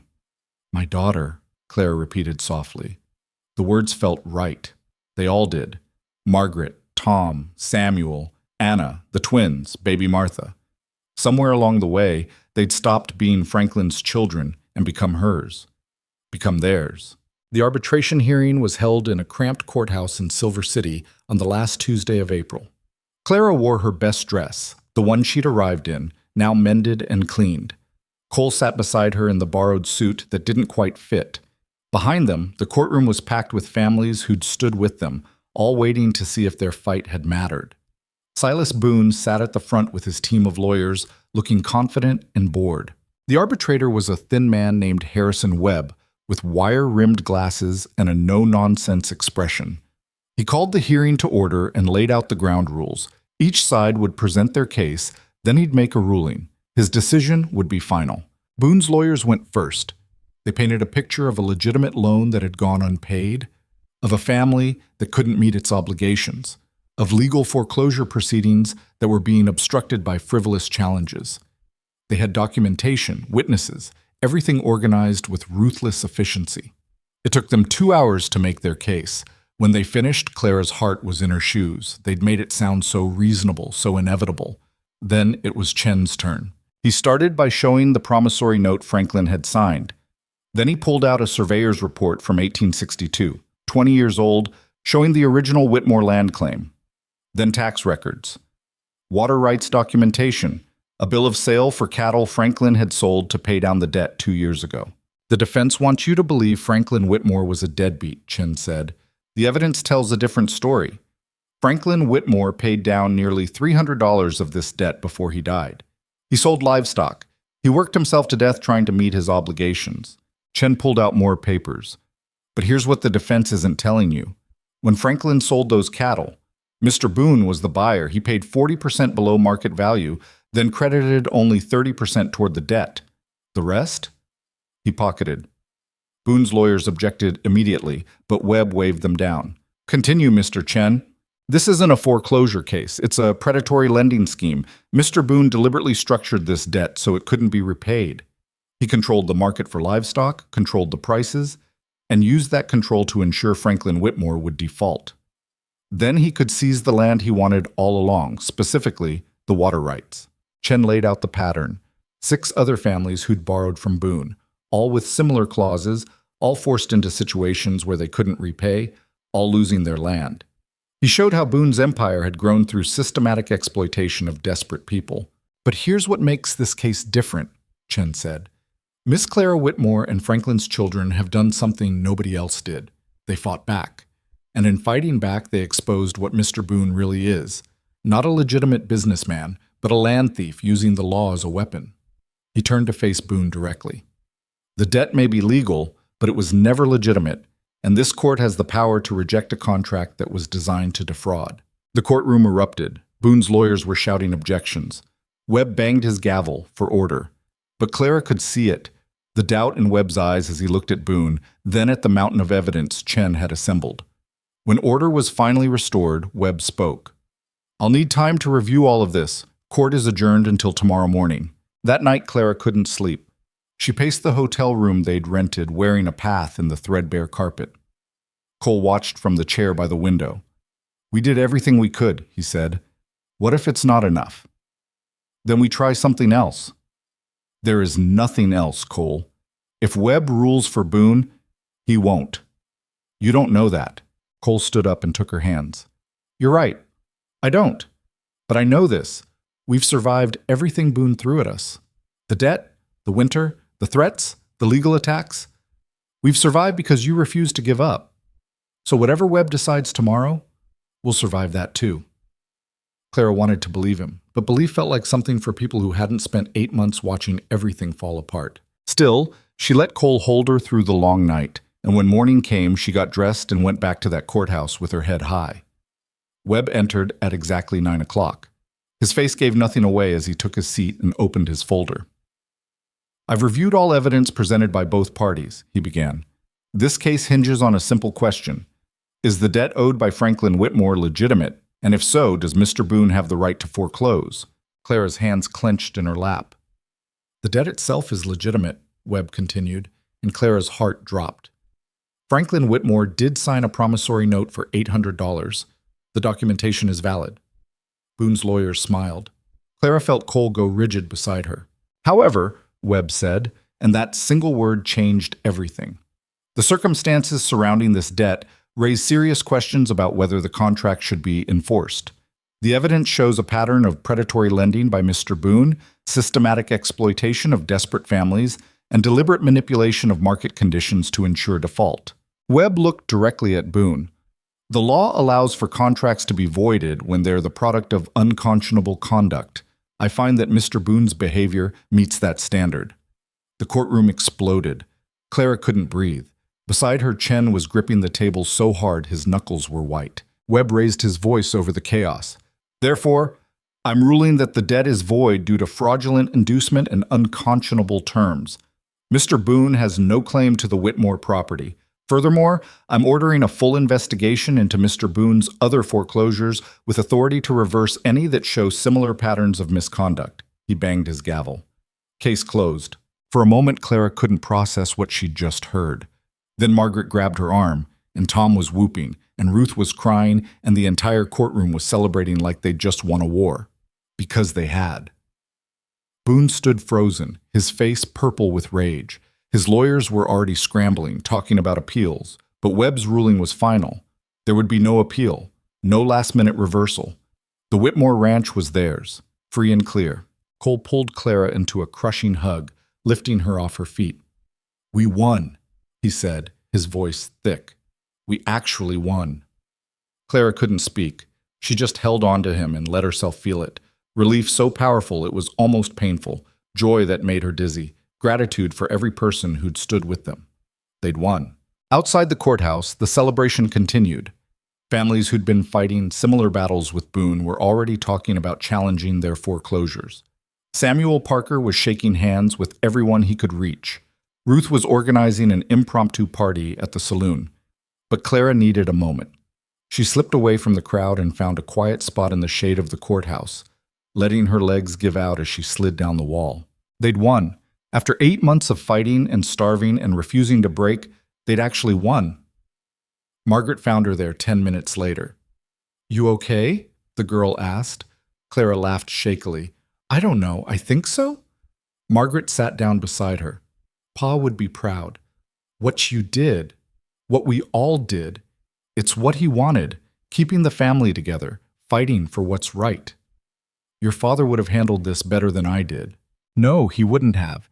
He'd have tried to reason with Boone, tried to negotiate, tried to be fair." Margaret's voice was firm. "You fought. That's what we needed."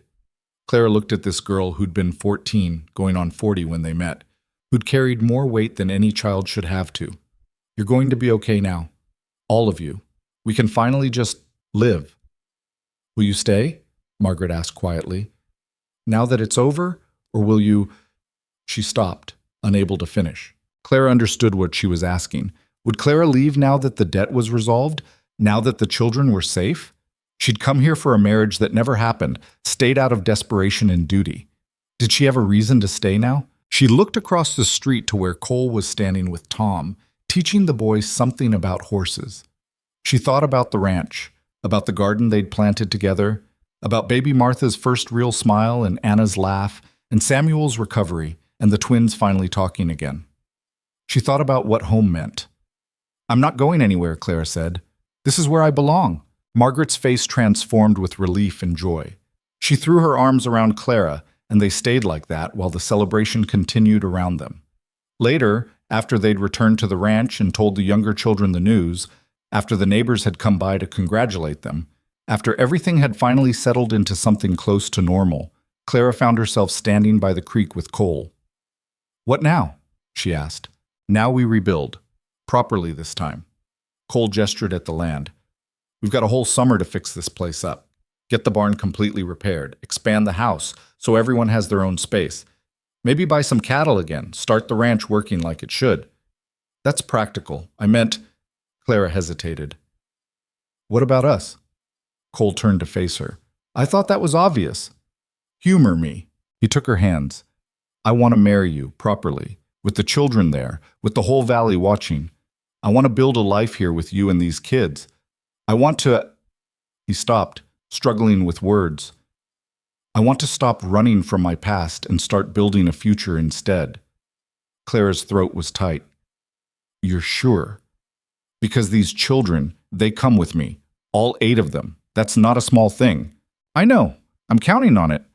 Cole smiled. "I need them as much as they need me. As much as I need you." I'm not easy to live with. Good. Neither am I. We'll balance out. Clara laughed despite the tears streaming down her face. That's not how it works. Then we'll figure out how it works. Together. Cole pulled her close. So what do you say? Want to finally have that wedding you came here for? Clara thought about the woman who'd stepped off the train 8 months ago, scared, desperate, clinging to a plan that had already fallen apart.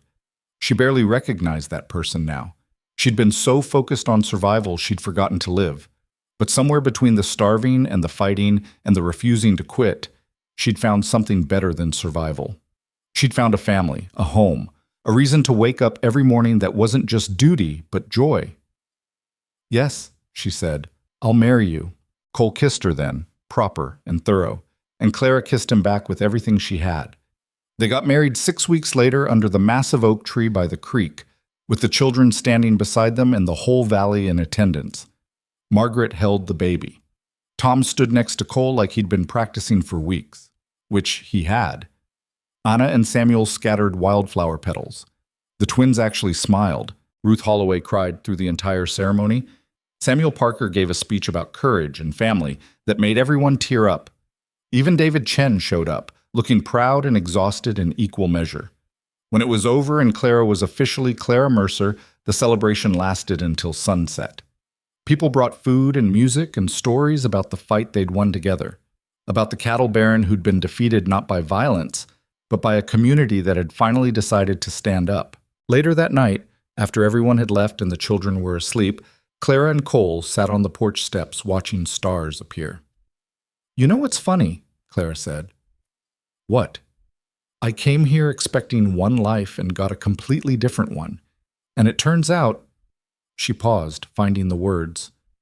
It turns out the life I got is better than anything I could have planned. Cole's arm came around her shoulders. You saved them, you know, these kids, me, even yourself. We saved each other. That's how family works. Is that what we are now? Family? Clara looked through the window at the children sleeping peacefully inside, at the ranch they'd fought for, at the land that had tried to kill them and instead had given them everything. Yeah, she said quietly. That's exactly what we are. The ranch prospered after that. Cole proved to be as good with cattle as he was with everything else, and within 2 years they'd rebuilt the herd to 30 head. Margaret grew into a young woman who could outwork most men in the valley, and had 3 marriage proposals she turned down because she was too busy helping run the place. Tom became the best tracker in 3 counties. The younger children grew healthy and strong and loud. And Clara became the woman the valley went to when times got hard, when families faced impossible situations, when widows needed help, when children needed defending. She'd learned what it meant to fight for people who couldn't fight for themselves, and she never forgot. Silas Boone left the territory after his empire collapsed under investigation. Turned out Webb's ruling had been the first domino. Once people started looking closely at Boone's business practices, they found fraud and theft going back decades. He died broke and alone in Kansas 5 years later. Nobody from Red Hollow attended his funeral. But that's not the story people told. The story they told was about a woman who stepped off a train into disaster and chose to stay. About 8 orphaned children who refused to be broken. About a valley that learned to stand together against tyrants. About the fact that sometimes the family you choose is stronger than the family you're born into. Clara would hear those stories sometimes, when travelers passed through, when children asked their grandparents about the old days, when the valley gathered to remember how things used to be. And every time she'd think about that moment on the train platform, about the choice she'd made without understanding what it would cost or what it would give her in return, she'd never regret it. Because yes, the world could be cruel. Life could break you down and leave you with nothing but impossible choices and survival scraped together one day at a time. But it could also surprise you, give you family in unexpected places, show you that stubbornness and hope and refusing to quit could actually matter. Clara learned that you don't have to be perfect to make a difference. You just have to show up, stay when others run. Fight when fighting seems hopeless. Hold on to the people who matter even when, especially when, the world tries to pull you apart. She learned that home isn't a place you find. It's something you build day by day with people who become family through shared struggle and stubborn love. And she learned that sometimes the bride nobody came for becomes exactly what everyone needs. Years later, when Clara was old and gray and surrounded by grandchildren who couldn't imagine a world without her in it, someone asked what she'd learned from that first impossible year. Clara thought about it for a long moment. Then she smiled. I learned that family isn't about blood. It's about who stays, who fights for you when fighting seems pointless, who looks at your worst situation and says, "We'll figure it out," instead of running away. She paused, and I learned that the best things in life come from the choices that terrify you, the ones where you jump without knowing if you'll fly or fall. And which was it, the grandchild asked, flying or falling? Clara looked around the ranch, still standing, still thriving, full of life and noise and love. She looked at Cole, old like her but still here, still steady, still home. She thought about the children who'd become adults, about the valley that had learned to stand together, about all the impossible things they'd survived. Both, she said finally. It was both. And that made all the difference.